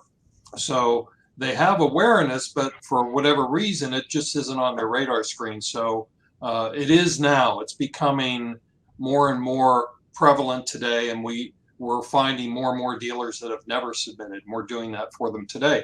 And Len mentioned that, a lot of dealers will say, hey, Mr. Service Manager or Parts Manager, let's try this at home. Let's see if we can handle this. And I can tell you, like Len said, it takes us 40 plus hours to do one statutory submission. So, if you're asking your service manager or your parts manager or your fixed ops director to find those 40 hours, and that's if you're really good at it. So let's just say it's probably 60 hours because they haven't done it before. So find that time to do that while you're still trying to run your business. It's almost impossible to do it. And we have dealers come to us all the time. Hey, I did try and do this in-house, and it's just my guy or my gal just said, hey, I just can't. I can't do this. It's too complicated, too time consuming. Let's get the experts to do it. And like Len said too, it's just fraught with, landmines and booby traps everywhere that you have to avoid because the manufacturers are looking for ways not to pay you. They're not looking for ways to pay you. So if they can find an opportunity to reject a submission, they'll do that. So we refer to this as not horseshoes. It's got to be perfect. So there's lots of things to talk about in the retail warranty reimbursement field. Lots of things that that people aren't aware of. So we like to have these discussions just to bring the awareness level up. So we can give everybody the opportunity to make a choice and who they're going to have do their work for them on the statutory submission side. So, Len, it would seem to me, like you said, that the manufacturers have departments that handle this on a regular basis, and there are obviously lawyers involved on the side of the manufacturer looking at these submissions, and like you and Ken just said, they're looking for any possible thing to reject that claim. Len, when you interact on behalf of the dealer and file this and do the research and do those many hours of looking at those repair orders, it's not obvious to the OEM, though, that the dealer has retained a law firm to do that. You're doing this really transparent. You're doing this for the dealer. Tell us a little bit about how you do that. Sure. We do this work behind the scenes, and I'll tell you why. Having represented dealers outside of the warranty world, but just in general, corporate matters and franchise related matters, dealers are very sensitive to the idea that they do not wish to look adversarial or confrontational with a manufacturer. After all, it's the idea of this partnership between the manufacturer and the dealer. So they don't want to have a lawyer sitting next to them unless it's absolutely necessary. So we built our whole submission process around the framework where the dealer signs off on this and sends it in. We do all of the work behind the scenes, but we don't want the manufacturers, or at least the dealers, to feel as though that they're doing something adversarial. It's not adversarial because they get these submissions in on a daily basis. It's a regular course of business at the OEM level, but we don't want to have the dealer feel any sense of discomfort in having us do it. Having said that, I think it's in the dealer's best interest to have a professional do it, because the manufacturers know full well when they receive one of these submissions, whether it was done professionally or whether it was done in-house. And if it's done professionally, the manufacturers probably will not going to spend as much time scrutinizing it because they understand they're not going to find errors. If they get one in that clearly looks like it was done in-house, they're going to spend a lot more time trying to plug holes in it and find errors, because keep in mind, when we do these submissions, we've calculated the average increase on parts and labor to a dealer who hasn't done this before to be over $200,000 per year. And that's recurring. This is not an annual recovery. This is in perpetuity. So if the dealer picks up $250,000 in a year, in 4 years, that's $1 million. So when the manufacturers get these submissions, they're investing their time to try and discourage dealers from going forward. So if they find mistakes and kick it back, their hope is that the dealer will just say, all right, this is not worth it. It's too much time being invested. If I just had my service manager spend 50 hours and now he has to spend another 50 hours, maybe I'll just give up. So it's a numbers game to the manufacturers to a large extent. So, I think the point is dealers should realize that there's more involved. I mean, this is a huge revenue stream. Some dealers say, well, I need to sell 100 cars a month, right? Well, this is like selling 150 cars a month. So wow. Sometimes you have to persuade dealers by speaking their own front end language to have them appreciate what the significance of this is. Another approach that I think a lot of dealers will appreciate, and we've seen responses to this, well, they look at their dealerships in terms of what's the blue sky value of the dealership. So if we can get them $250,000 a year more, and most dealers think about that in terms of what's the multiple in a blue sky formula. Well, that's an extra $1 million, right, of blue sky, just by doing the submission and getting that extra revenue in. So the states that have come on board, even though I've gone back 25 years in my explanation, the reality is all 50 states have only recently come on board with these state statutes. As recently as 2020, California, the largest dealer population, just passed their legislation. So California is one of the newest states in the country that has a retail reimbursement statute. Illinois, another very large state, just came on board with an amended statute last year. Kentucky, just a couple of years ago. So sometimes it sounds like this has been on the books forever, but the reality is, depending on which state that a dealer is in, they may only have very recently gotten the benefit of these statutes. So they're just doing this for the first time. Other states like New York and New Jersey and some other states have had it on the books now for 15 years. So those dealers in those states are doing the repeat submission. So. And Len, how often can they do that? That was a question I have, that repeat submission. Yeah, well, it's at least once a year in most states. A couple of states don't even have that type of a cap. But as a practical matter, you're not going to increase your labor rate that much in 1 year to justify multiple submissions the same year. So, our thinking is that dealers should revisit it and at least check in with us and see whether, based on their increases in their door rate, it would justify a resubmission. We'd say every 2 years at a minimum, and more likely, probably 3 years, but it's worth checking into every couple of years. It's all based on the strength of the customer pay repair orders that a dealer may have at the time they do their first submission. So some really astute dealers will, especially now that the service departments are getting busier and busier with customer pay work, they should pay close attention. And Ken is the guru on counseling dealers, not only in the submission, but also preparing them for the submission, sometimes 3 and 6 months before they do it, so that the customer pay repair orders are in good enough shape to support a submission on the warranty side. So it's more of an art than a science. So we have our clients contact us all the time. We don't ask for a penny. We just say, listen, let us help you get in shape so that when the time comes 3 months or 6 months from now, you'll have a very healthy set of customer pay repair orders. Look, they have to be reasonable, because if you can outfox yourself too as a dealer, if you jack up the prices of your labor rate, and you won't have customers on the retail side either. So it's not that you're cheating the system. You're just making sure that you have a very healthy data set on the customer pay side, so that when you do the warranty submission, you're dealing from a position of strength. That's why no dealer should go into this process without a little preparation, because you might have the best of intentions, but find out that your customer pay side is heavily discounted, or the repair orders are not being generated properly, and discounts aren't being posted in the right places on the repair orders. Mm-hmm. That's why, I said earlier, the devil is in the details. So Ken becomes the dealer's best ally for that 2 or 3 or 4 months while they're preparing for the submission.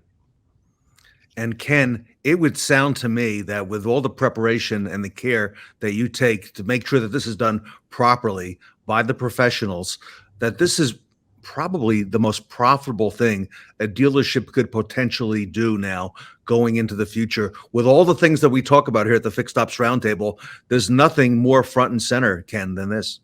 100%, Ted. And it's the proverbial low-hanging fruit. So you got to grab it, but as these statutes become, more prominent, we have 50 statutes now. Every state has a statute. They evolve too. So they're ever changing. Len alluded to Illinois statute, which was just amended this year, and it was a huge amendment. And one of the things that's being addressed is flat rate times. Yes. Everybody knows, all the fixed ops people know that warranty flat rate times are not even close to resembling what retail times are. So the Illinois statute has addressed that.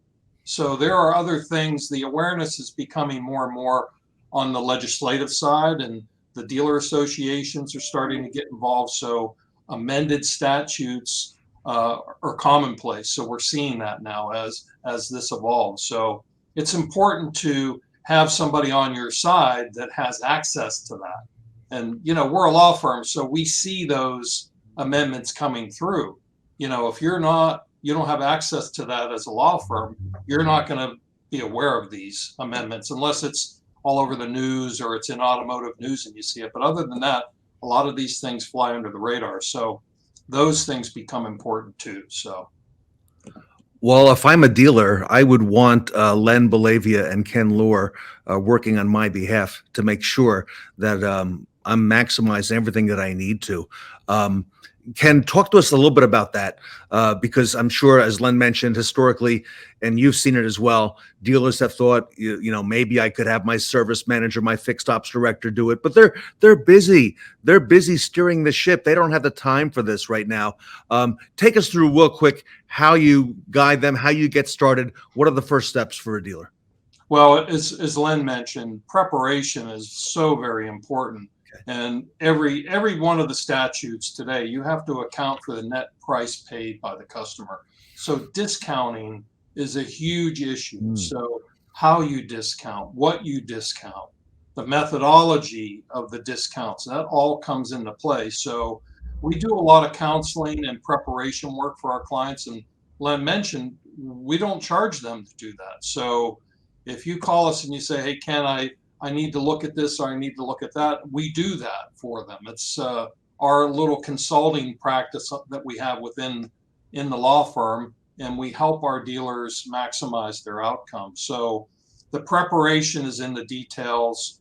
The other thing to consider is the time factor. I know we keep talking about that, but when you start thinking about the 50 hours that it might take a service director to do this, over a period of time, it probably takes him 2 months, him or her 2 months to get that 50 hours to do it, right? So you're waiting and you're leaving gross profit behind, assuming that it gets approved the first time. So, it may be 2 months of wait time before you get it completed.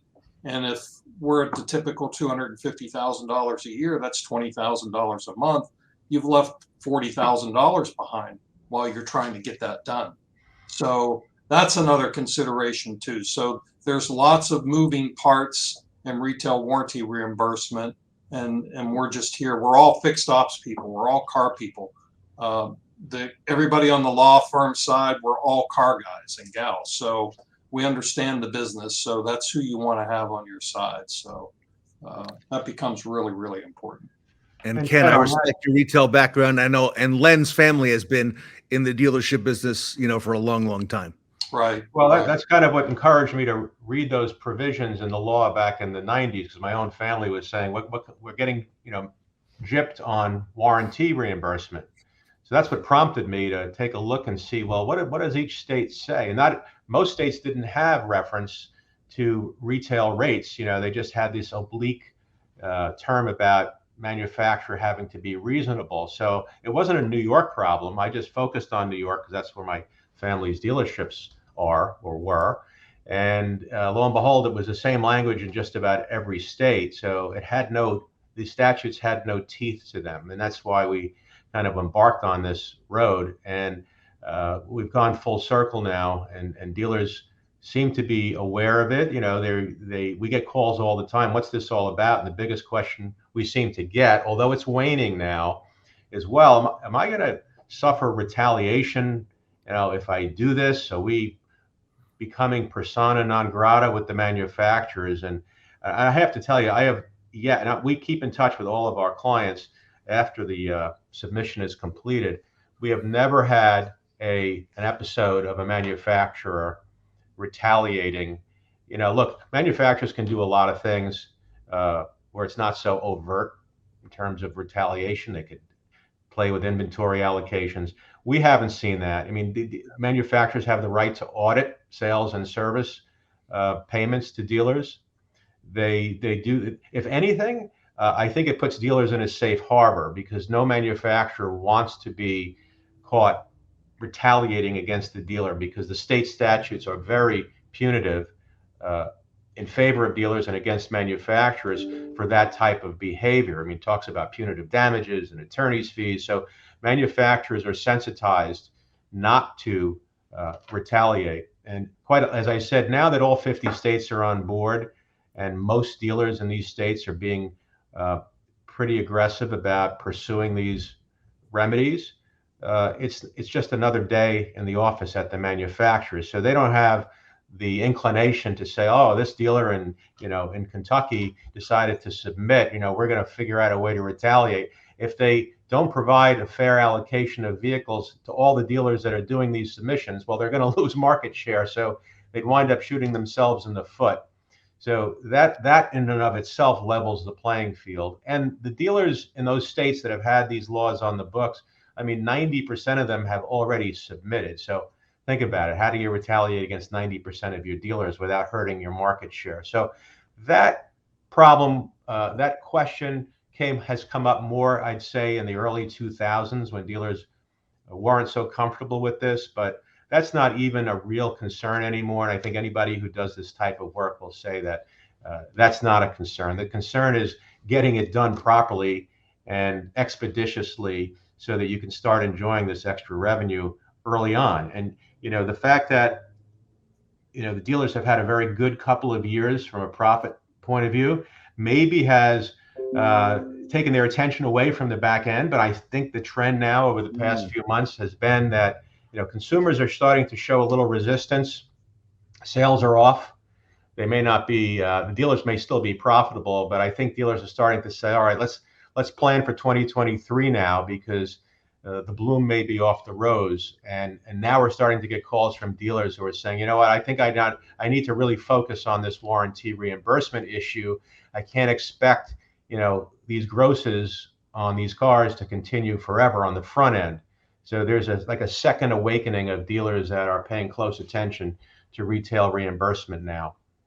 All right, Len, how does our audience reach out and contact your firm to get started and learn more about what you can do for them? Well, our domain name is dealerlaw.com. So it's quite simple, info@dealerlaw.com. We'll get an email to Ken and I, and we'll be happy to respond quickly and set up a meeting. So info@dealerlaw.com is the most expeditious way to get in touch with us. Great. And I know you're both here on LinkedIn, and you're very active. And I tell you, I've learned so much every time, Ken, you and Len are on the program. So on behalf of the Fixed Ops community, I want to thank you for all you do for the industry. And Ken and Len Bellavia, thank you so much for being with us here today. Thanks, Ted. Thank you, Ted. Always great to be with you. Len Bellavia and Ken Lohr from Bellavia Blatt here today at the Fixed Ops Roundtable. What if you could make a phone call and collect $100,000 to $150,000 a year by obtaining retail rates on both warranty parts and labor? Sound too good to be true? We do all of the work for your dealership. We are the pioneers in retail reimbursement and regarded as the industry leader amongst dealers, accountants, and state dealer associations nationwide. And we don't share in your new profits. You keep it all. Your service managers and parts managers are busy. They have a job to do. Leave it up to the experts. We offer a turnkey solution. Your manufacturer won't know you retained a law firm. Our firm has made thousands of submissions and has collected hundreds of millions of dollars for our clients in over 45 states.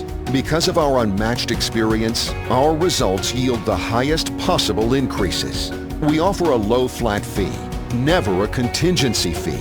Our fees are much lower than non-attorney consultants who take a percentage of your added profits. We are lawyers. This is legal work. Your state statute controls the outcome. The factories rely on their lawyers to respond. So let us level the playing field. Bottom line, thousands of dealers have selected Bellavia Blatt for their retail warranty submissions. With our low flat fee, expert reputation, and behind-the-scenes work model, we are your best choice. Take a moment now to step out of the speakeasy and scan the QR code on your screen to vote for the Best Practice Awards that will be announced soon. Remember, every vote counts, so make sure to vote for the 5 speakers or panelists whom you think are the most dashing gals and guys on the Fixed Ops Roundtable. And don't forget, you can only vote once. Would you change a tire without an impact wrench? Then why document a repair story without the pencil wrench? Have you seen these type of warranty claims and legal ticking time bombs being generated in your store? Did you know dealers are 10 times more likely to get audited by the manufacturer than by the IRS? Experts say the number 2 reason for warranty debit is improper documentation of the complaint, cause, and correction. Let's face it, our technicians are the very best at diagnostics and repairs. Typing, spelling, grammar, not so much. Technicians are compensated for fixing vehicles, not technical composition. However, almost every dime collected relies on solid documentation. You'd never see your physician wasting billable hours by typing away at a PC. Why would we squander our most valuable commodity we sell in our service departments? With Pencil Wrench on your workbench PC, you'll immediately compose clear, concise, and OEM-compliant repair event descriptions in a matter of seconds.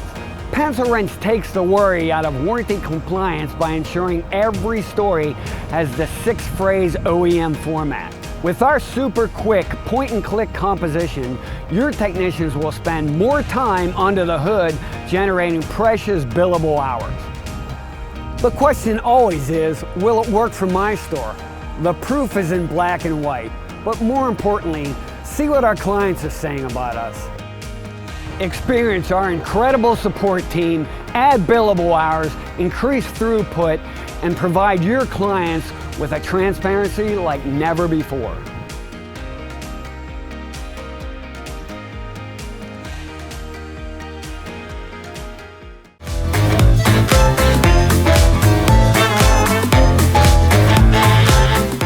This speaker's got the gizmos and gadgets to help customers pay for service and parts. Please welcome Julie Douglas from Dealer Pay.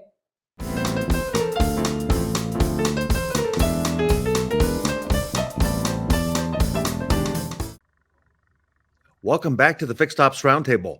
At our last event in May, Julie Douglas, the president of Dealer Pay, took our event by storm and brought up a subject that's been near and dear to the hearts of many of you. It is making sure that our dealerships can get paid. And Julie has a dealer-specific solution specifically that helps fixed operations. And we are very humbled to have her back again here today. Julie Douglas, welcome to the Fixed Ops Roundtable. Hello, thanks for having me. Julie, you look great, and you're all decked out in roaring 20s. So you've earned that nickname, if you will, the sales lady extraordinaire, and I can see why. You really got a lot of the audience really interested in what you do at Dealer Pay. We all want to get paid. Every dealership wants to make sure they can get paid, do it quickly, do it efficiently. Julie, things have changed and are continuing to evolve in fixed operations. So kind of take us through that, starting with, for our audience, what is Dealer Pay? Sure, Ted. So Dealer Pay is a full dealer-specific payments platform, and I know that sounds loaded, a payments platform. It's a point of sale solution that is designed just for dealers to accept any kind of electronic payment.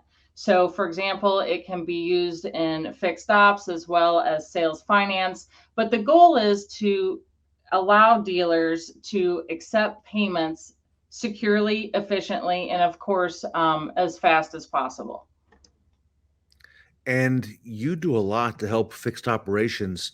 Talk to us a little bit about that, because I see the fixed ops numbers are huge and growing, and that's where we got to make sure we get paid.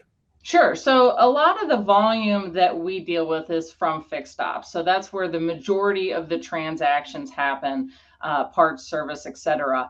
And what's important about it is not just making the process in the dealership the best it can be in all of its ways it can be great, but also the consumer's experience while they're making the payment. I often tell dealers when we discuss our solutions is the payment is typically the last experience that customer has at the dealership. So you want to be able to provide them the best last experience in order to get their business back. And that's the one they're going to remember, Julie.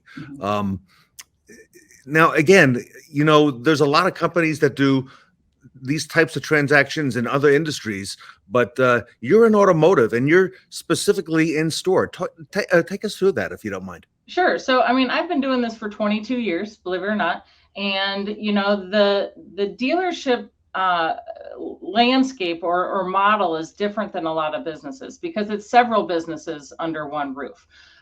So there has to be specific things that take place when you are trying to take payments, not just the acceptance of the payments themselves, but how everything happens sort of on the back end, from managing a transaction to reconciling the bank or the DMS the next day. So we really have put a lot of emphasis on all those little baby steps to make sure they're just absolutely perfect in every department. And you told us the phrase last time, modern payment acceptance. Take us through that and what that means, because that really caught the ear of a lot of people in the audience. Sure. So it's kind of like for years, we've all heard if it's not broken, don't fix it. Well, that's actually hurting dealers by not fixing it, if you will. Modern payments, there's a lot of things that happen behind the scenes. A lot of things cannot happen to improve the experience on a standalone device. So when I speak of modern, I speak of a point of sale system or some kind of web-based platform to accept the payment. Everything from, your contactless payments to, any kind of online or hosted links, mobile, which, we talk about as big, but there's several other things that can happen behind the scenes that actually help reduce costs. So for example, if I've got a standalone terminal, whether it's connected to, an Ethernet cable and it just works, and, customers hand over cards and they take their payments and they get a batch and it deposits, all that's great. But the dealership is missing out on several opportunities to make the experience better, make it more productive, and even save money. Ted, do you know what interchange is? I've heard that name. Okay, so interchange is the fees that the card brands charge. Okay. Companies like mine add a little bit to it so we can make a profit. We have solutions in our system that actually lower interchange or cost. Wow. And a lot of dealers don't realize that. They think everything's apples to apples, but we're going to be the oranges here and say that we're going to change the game a little bit and show them ways where they can actually lower the cost or the interchange behind every transaction. I saw a statistic that you shared with us, 62% in fixed ops. Speak to that if you don't mind. So it used to be actually a lot more. So 62% of the payments take place in fixed ops. We now have a lot more payments happening in sales and finance, rental, leasing, and even the office or accounting. But yeah, the majority of the transactional payments that we take on behalf of dealers happen in fixed ops. Wow. That's a tremendous. Lots of movement, and there's a lot of similar transactions. So that's why it's pretty important to make sure we've got a lot of detail behind each one for the office to reconcile. And what about I remember the days of the customer standing in line at the cashier and that process taking a lot of time. Now we've got the ability to accept payments, on the customer's, on their personal device, the phone. Sure. Talk to us about that. Sure. So, to avoid the line, or even in some cases, avoid the customer even having to come inside the dealership, we've offered ways to help improve that experience and give the customer multiple ways to pay.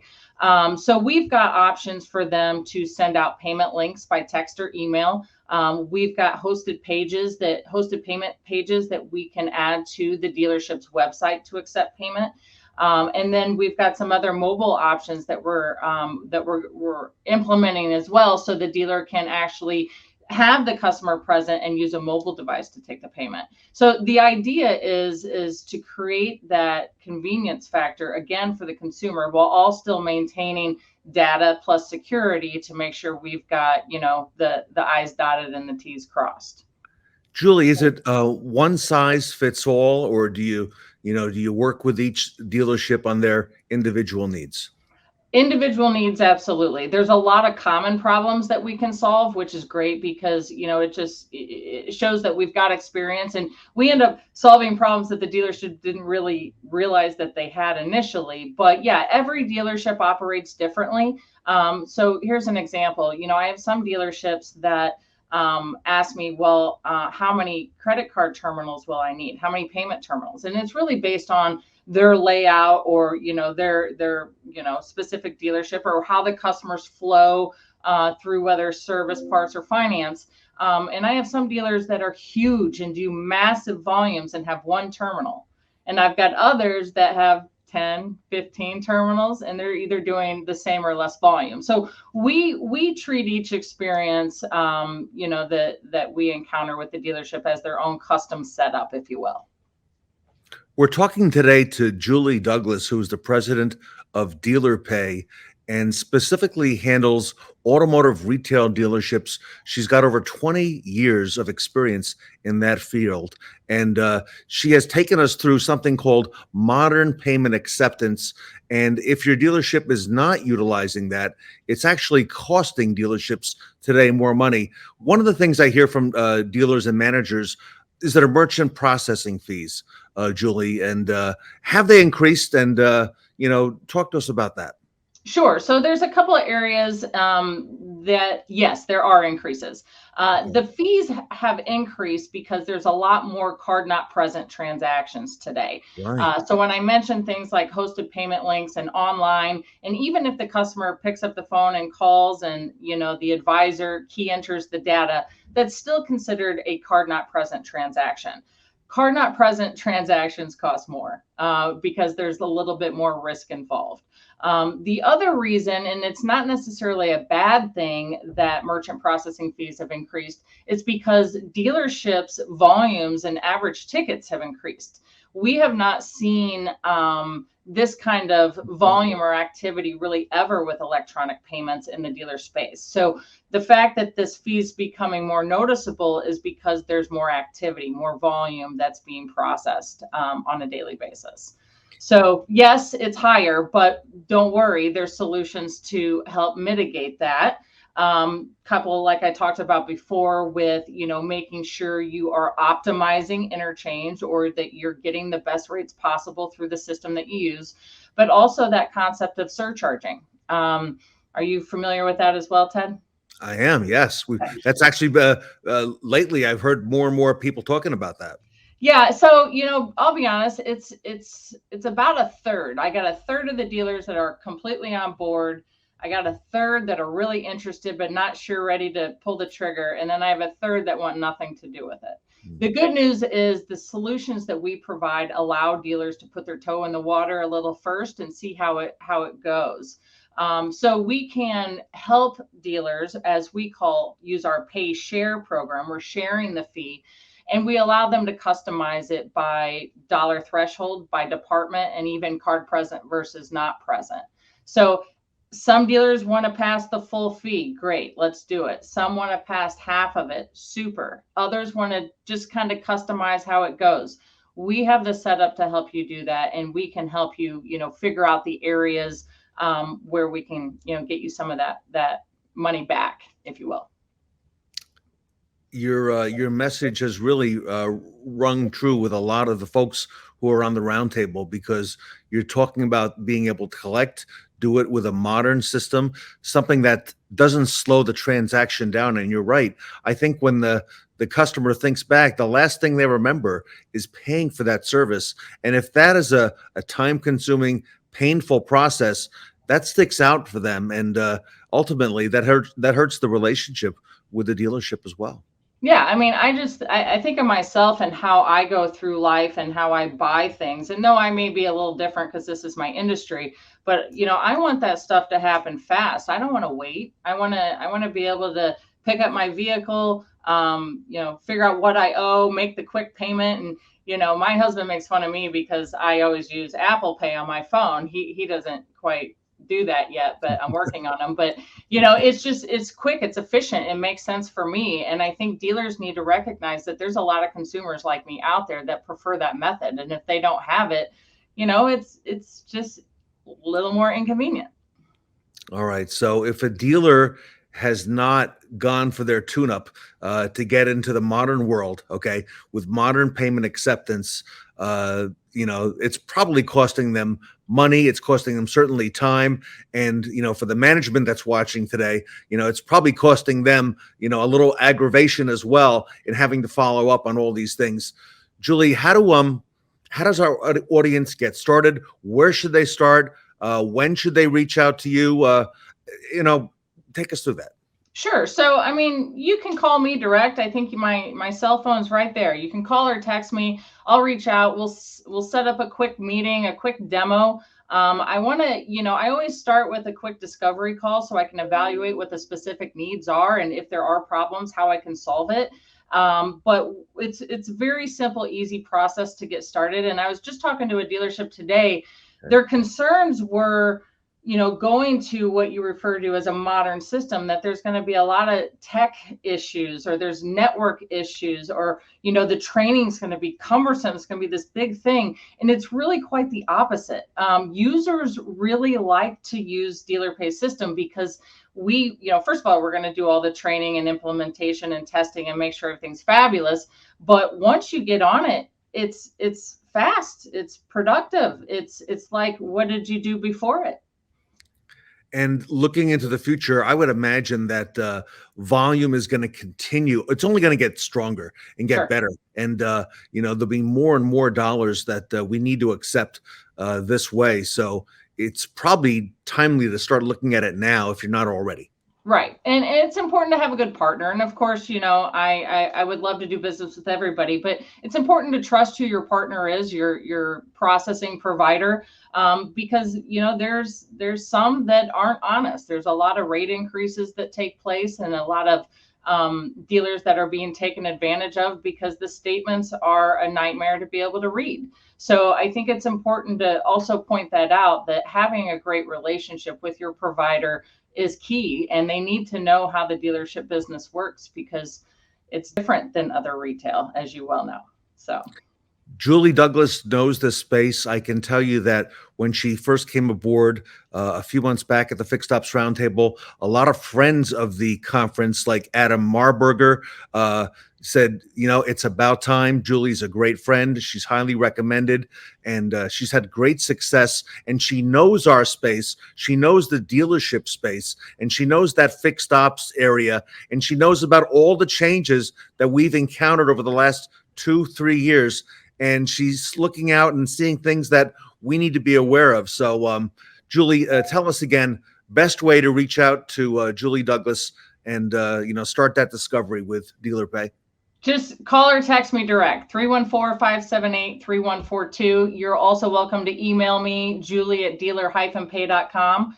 And either myself or one of my fabulous sales rock stars out there will be able to walk you through the process and make sure it works for you. Julie, any Any last comments for our group now? Looking, here we are in mid-September, looking out into the fall, into the new year. Any final words of advice? Volumes are still rocking.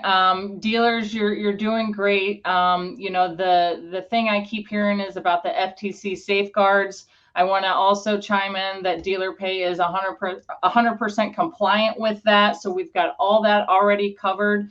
And like you said, we are looking forward. We're looking at things that are going to be in the space, and we're trying to figure out a way that our platform can best help dealers, get through any more challenges. But we love where we're at. We have the tagline, "We love dealers." So, that's pretty much what we're all about. All right. Julie Douglas, everybody from Dealer Pay. They love dealers. They're in this space. They're specific to fixed operations and dealership operations. And we highly encourage you to reach out to her. Julie, on behalf of the Fixed Ops community, thank you so much for being with us today. Have a good one. All right. You too. Julie Douglas from Dealer Pay, everyone here today at the Fixed Ops Roundtable. Hi there, Julie Douglas, Dealer Pay's President and Sales Lady Extraordinaire. Here at Dealer Pay, each day, our goal is to help your dealership exceed your customers' expectations.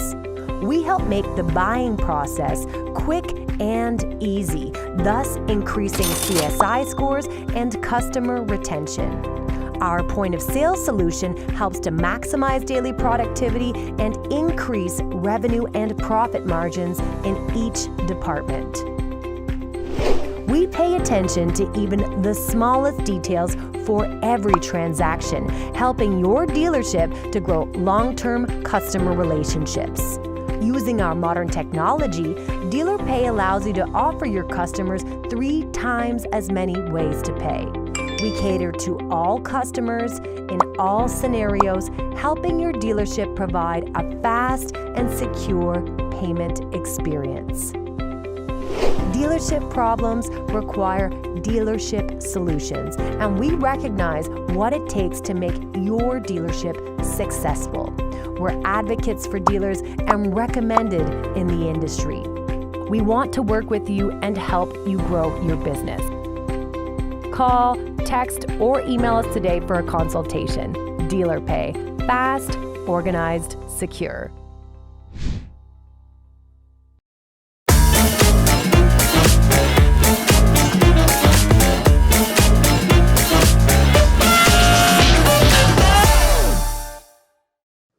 Our next speaker is all dolled up, dapper, and raring to go. He's the big cheese with a big cigar to prove it.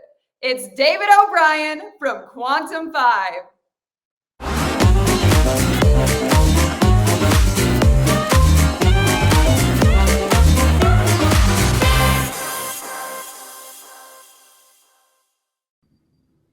Welcome back to the Fixed Ops Roundtable, the Roaring Twenties. And it is a time like no other. We are welcoming back a great friend of the automotive community. It is David O'Brien, who is the president and CEO of Quantum 5. And it looks like he is coming to us direct from the Roaring Twenties today. David, welcome back to the Fixed Ops Roundtable. Hey, Ted, right? Let's go to the speakeasy tonight. Thank you for having me. I'm so glad to be here with you. I want to get rid of the cigar, though. David, you look great. You are definitely in contention for the best dressed. Look at that. Look at the vest, the bow tie. And I understand that hat has got some real world experience. You know, this is an old Irish cap that I brought back from Ireland when I was a real young guy. And I would tell you, it's been with me when I sold cars wearing this hat in the winters in Chicago, because I didn't have much more hair than I do today. So I was always trying to keep it covered in the snow. And it's been with me a long time. I still wear it today when clients want me to go to a cold weather climate for a visit. This hat still comes out.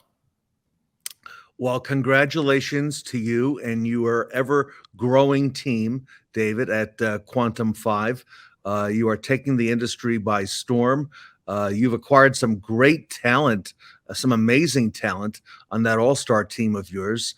And I understand recently you also added to your portfolio ESI Trends, David, and that's a big name. That's been a big name for some time in the automotive industry with NADA.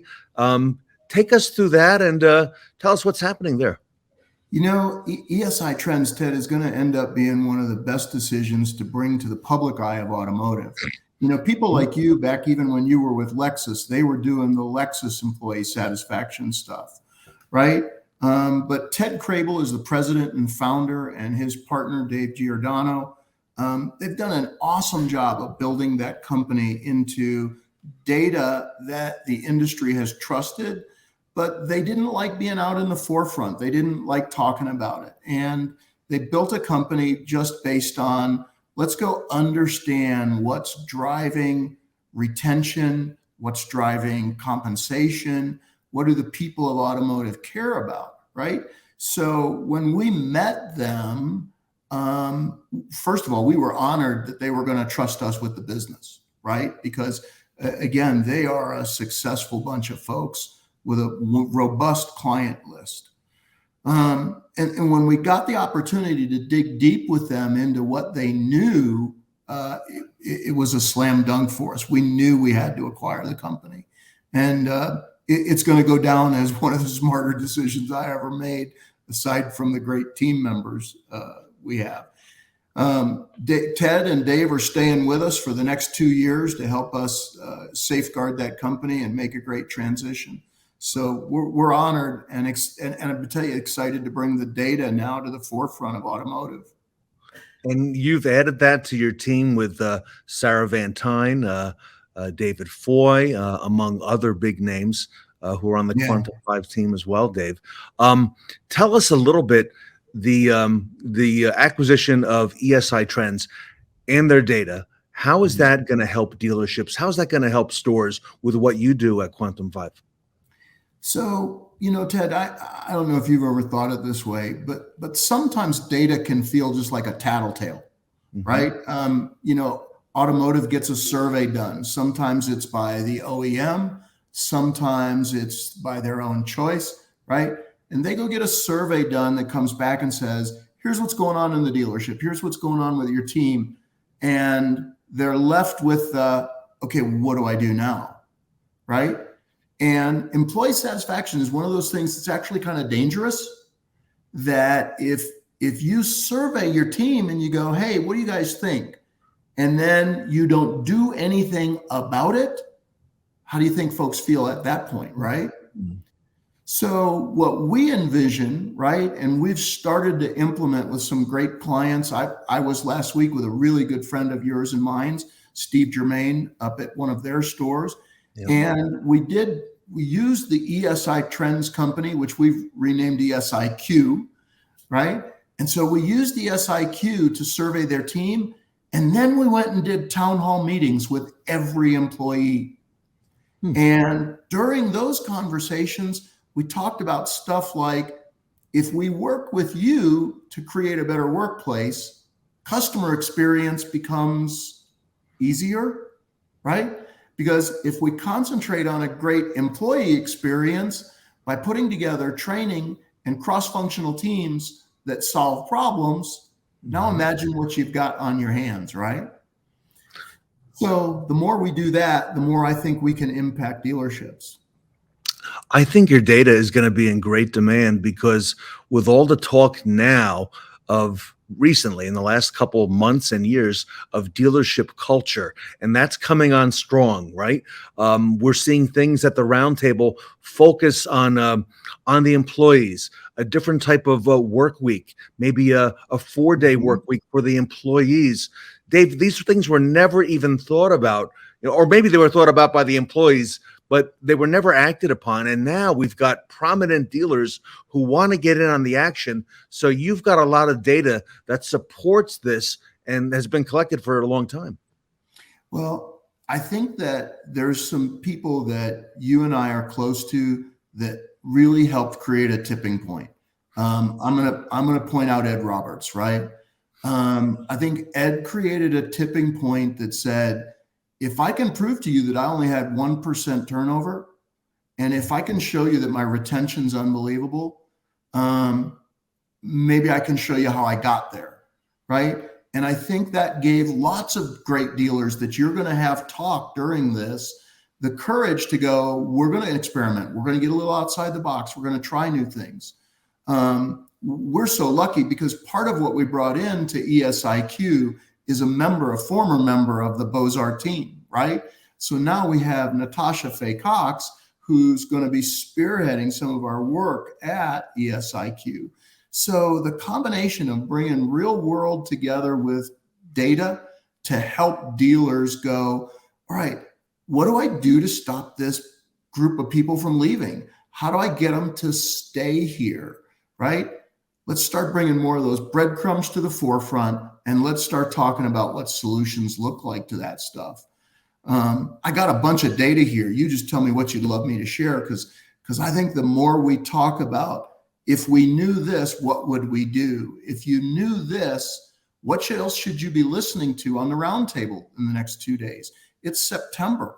We've got to take action this year to solidify great dealership workforces. And you tell me where you want me to start, and I'll share some stuff with you that I think everybody's got to think about. Well, you and I talked offline a little bit earlier about compensation, and that seems to be a big driving factor. There's a lot of interest in that, how others are being compensated, what I can do differently. Let's take that as the low-hanging fruit. So let's just take some numbers that we accumulate, right? They come out of a combination of ESIQ's work, right? If you take the average service consultant, right? And you go, okay, in year one, what does the average person make? Now you remember car dealerships are all over America, right? So what does the average person make? Takes your area in the New York metro area, and it takes my area in Metro Phoenix, but it also takes Pryor, Oklahoma. It takes Victorville, California. It takes America into consideration. The data says that the average service advisor is going to make about $54,140 in year one. Okay, well, there you go. Okay, that's not bad living. In year two, though, that jumps to $63,890. Now, considering what so many of this folks listening to us today know, they go, intuitively, that makes sense to me.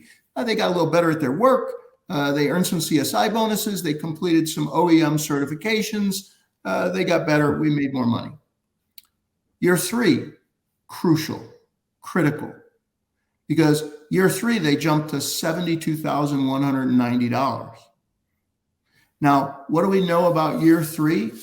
Year three is the retention point where you got to go, I got to pay really good attention. I got to get them to year three, because it kind of flattens out from year three until they've been there a really long time. And again, you and I and John Travers and some of the great people that are going to share over the next 2 days with you, it's intuitive to us. But guess what? Here's some numbers we got to think about. When you look at dealerships across America, the average retention at 3 years is only 45%. Really? Now, if you're running a car dealership and you've got 6 service advisors and only half, slightly less than half, make it to the 3-year point where they're making $72,190 a year, who does that mean is practicing on your customers? Yeah. The person making less because they're generating less for you, right? Mm-hmm.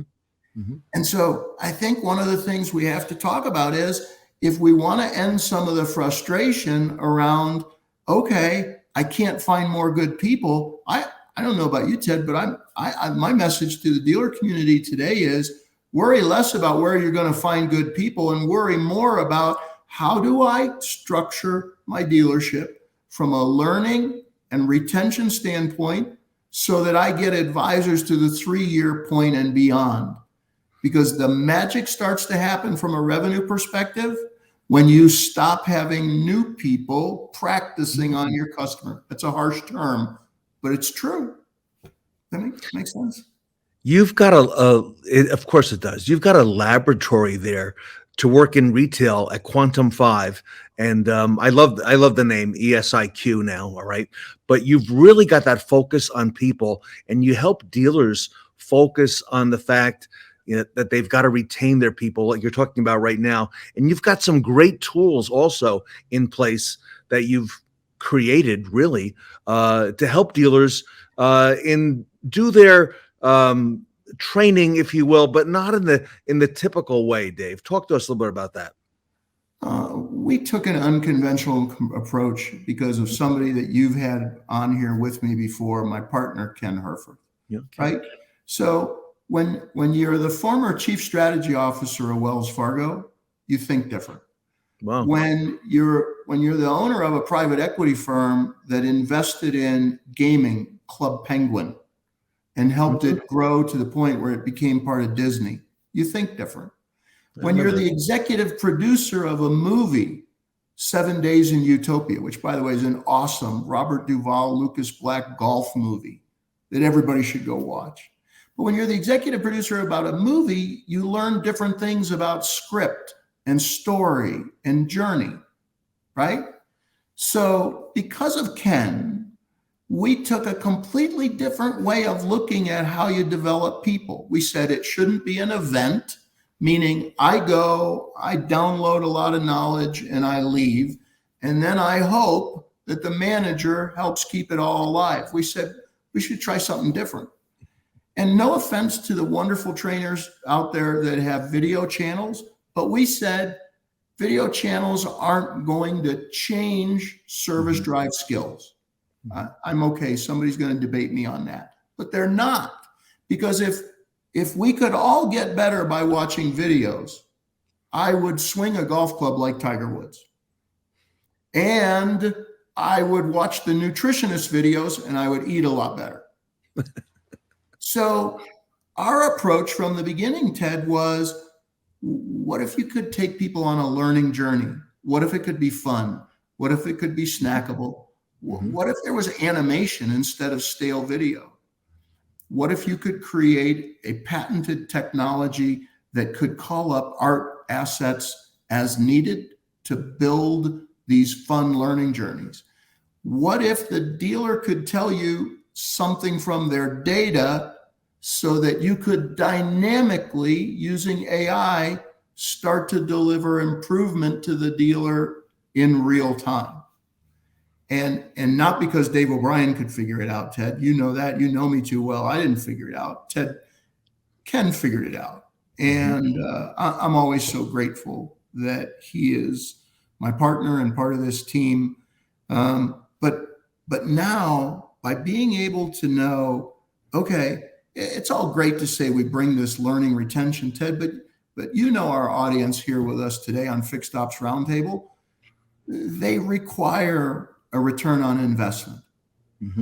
So now, what if that stuff I told you we can do, what if it helped you retain your employees longer? You want to know what it turns into in dollars? So we just published a study of a dealer group that you know, Kenwood Automotive Group out of Ohio. Okay. So they're really happy that we've been able to move some profitability numbers, right? They got a giant Toyota store that was up $213,000 just in Q1, right? But what they really care about is, are we driving retention? So if you move the average service advisor retention from 45 to 55%, if you just moved it 10 points, the translation is gross profit per employee goes up $775 a month, and it impacts the entire employee base of Fixed Ops. So now you have a potential in an average 70-person store of another $600,000 a year in gross profit. Wow.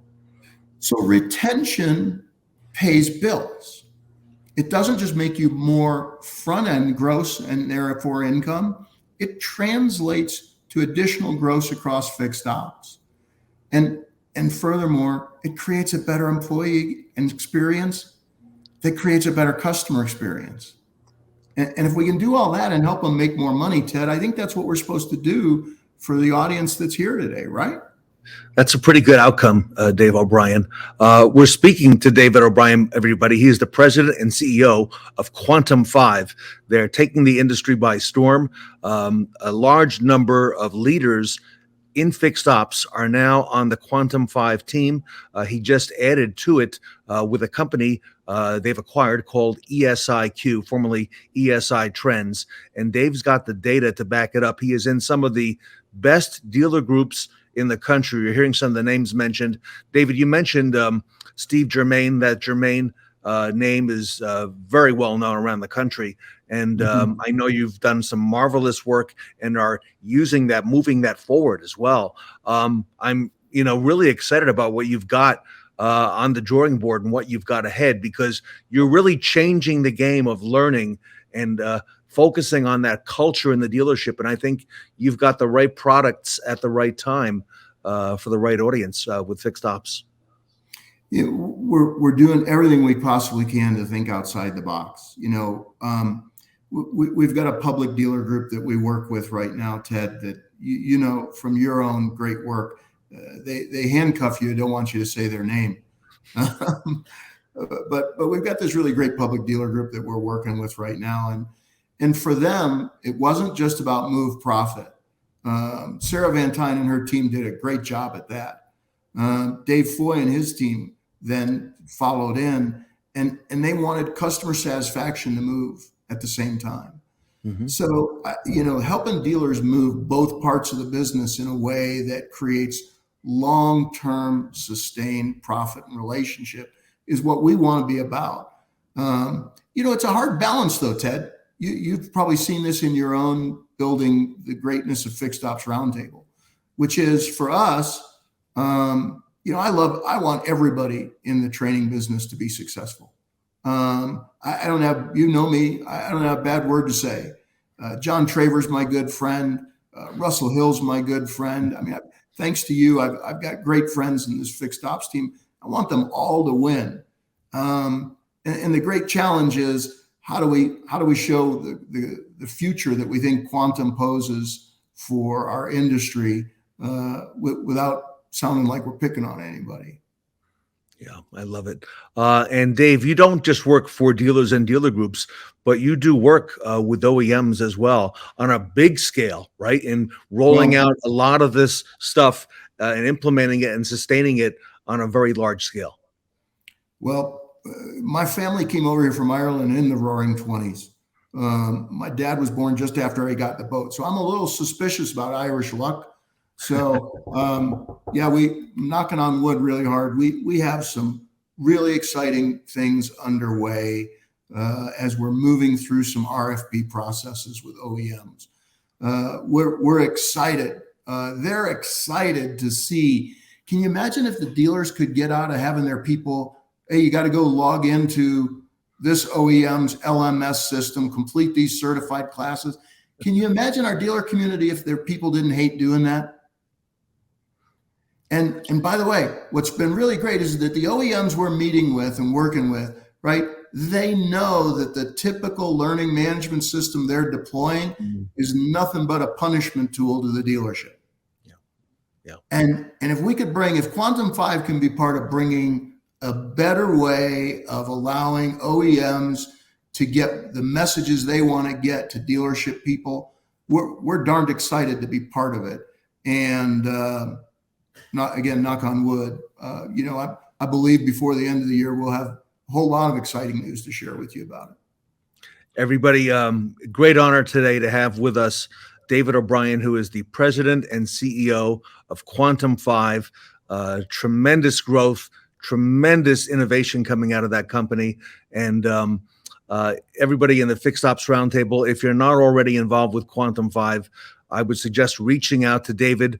You can see his email here on the screen. He's also, of course, on social media, very easy to find, and members of his team. As you recall, he's talking now about a year ago it was Sarah Van Tine and David Foy. Now it's Sarah and her team, David Foy and his team. So they are moving ahead. David, on behalf of the Fixed Ops community, thank you so much for all that you do. Ted, I give you a whole bunch of the credit, and I don't mean to make your head get big, but you handle it well, which is thank you for putting this thing together for automotive. You have shown us all that, we can gain knowledge in the snackable bites you bring at Fixed Ops Roundtable. You bring us a wide diversity of great dealership and outside people. And thank you, brother. The work you do is important. I know it isn't easy. It's time consuming. And you've made a huge difference in our company. And I know dealers feel the same way about you. Appreciate you. Yeah, thank you. And it goes both ways, Dave. David O'Brien, everybody from Quantum 5 here today at the Roaring 20s Fixed Ops Roundtable.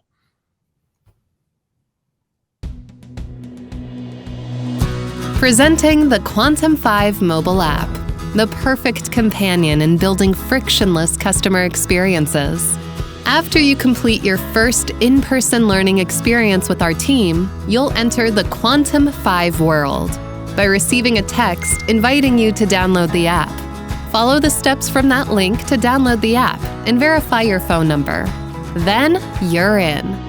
You'll then receive a congratulatory message and an introduction from Dave O'Brien, CEO of Quantum 5. Next, you'll select your social style, or you can take a quick assessment to determine it again. Once you choose your avatar, you're ready to get started. You must complete one card of each social style before you can unlock more personalized journeys. Next, we take you to the dashboard of the app, your one-stop source for all the information you need about your current progress, news, or daily quick tiles. Quick tiles are customizable tidbits of knowledge, quotes, or maybe a question to help you think about interactions you've had during your day. You can even configure the app to send you quick tiles during the day, to help you get engaged in the morning or to reflect on your day in the evening. Learnings are grouped into cards that have beautiful art to help you visually catalog your achievements. You can collect and eventually share these cards with your colleagues if you find one useful or memorable. You can see the progress of all your active cards right here on the dashboard. When you're ready to jump back in, simply select your card. You can tap to access your activities and track your progress, or see a summary of the character where you can also record notes personally related to the social style type. Here's an example of a video scenario. The video is presented, and the user can select the answer to progress to the next question. You can even turn your device sideways to see the video in full screen. I've never driven a Raptor before. Learnings on the card vary. This can be as simple as asking a multiple choice question, or as complex as a video scenario with multiple questions about the scenario. Community managers can send newsfeed items to your device. They're shown in chronological order with the most recent article first. When the article is no longer relevant, like an announcement of an event, it will automatically disappear from your feed. You can tap the View All button to see an expanded view of all the newsfeed items available.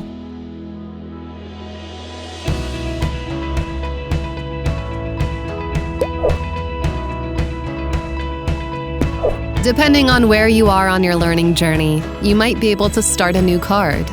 These cards will be shown in this section in stacks. Based on which card you choose, you can progress forward in your journey, or you can stay at this level and learn more about the current or previous topics. As mentioned earlier, once you have completed one card from each social style, more cards will become available.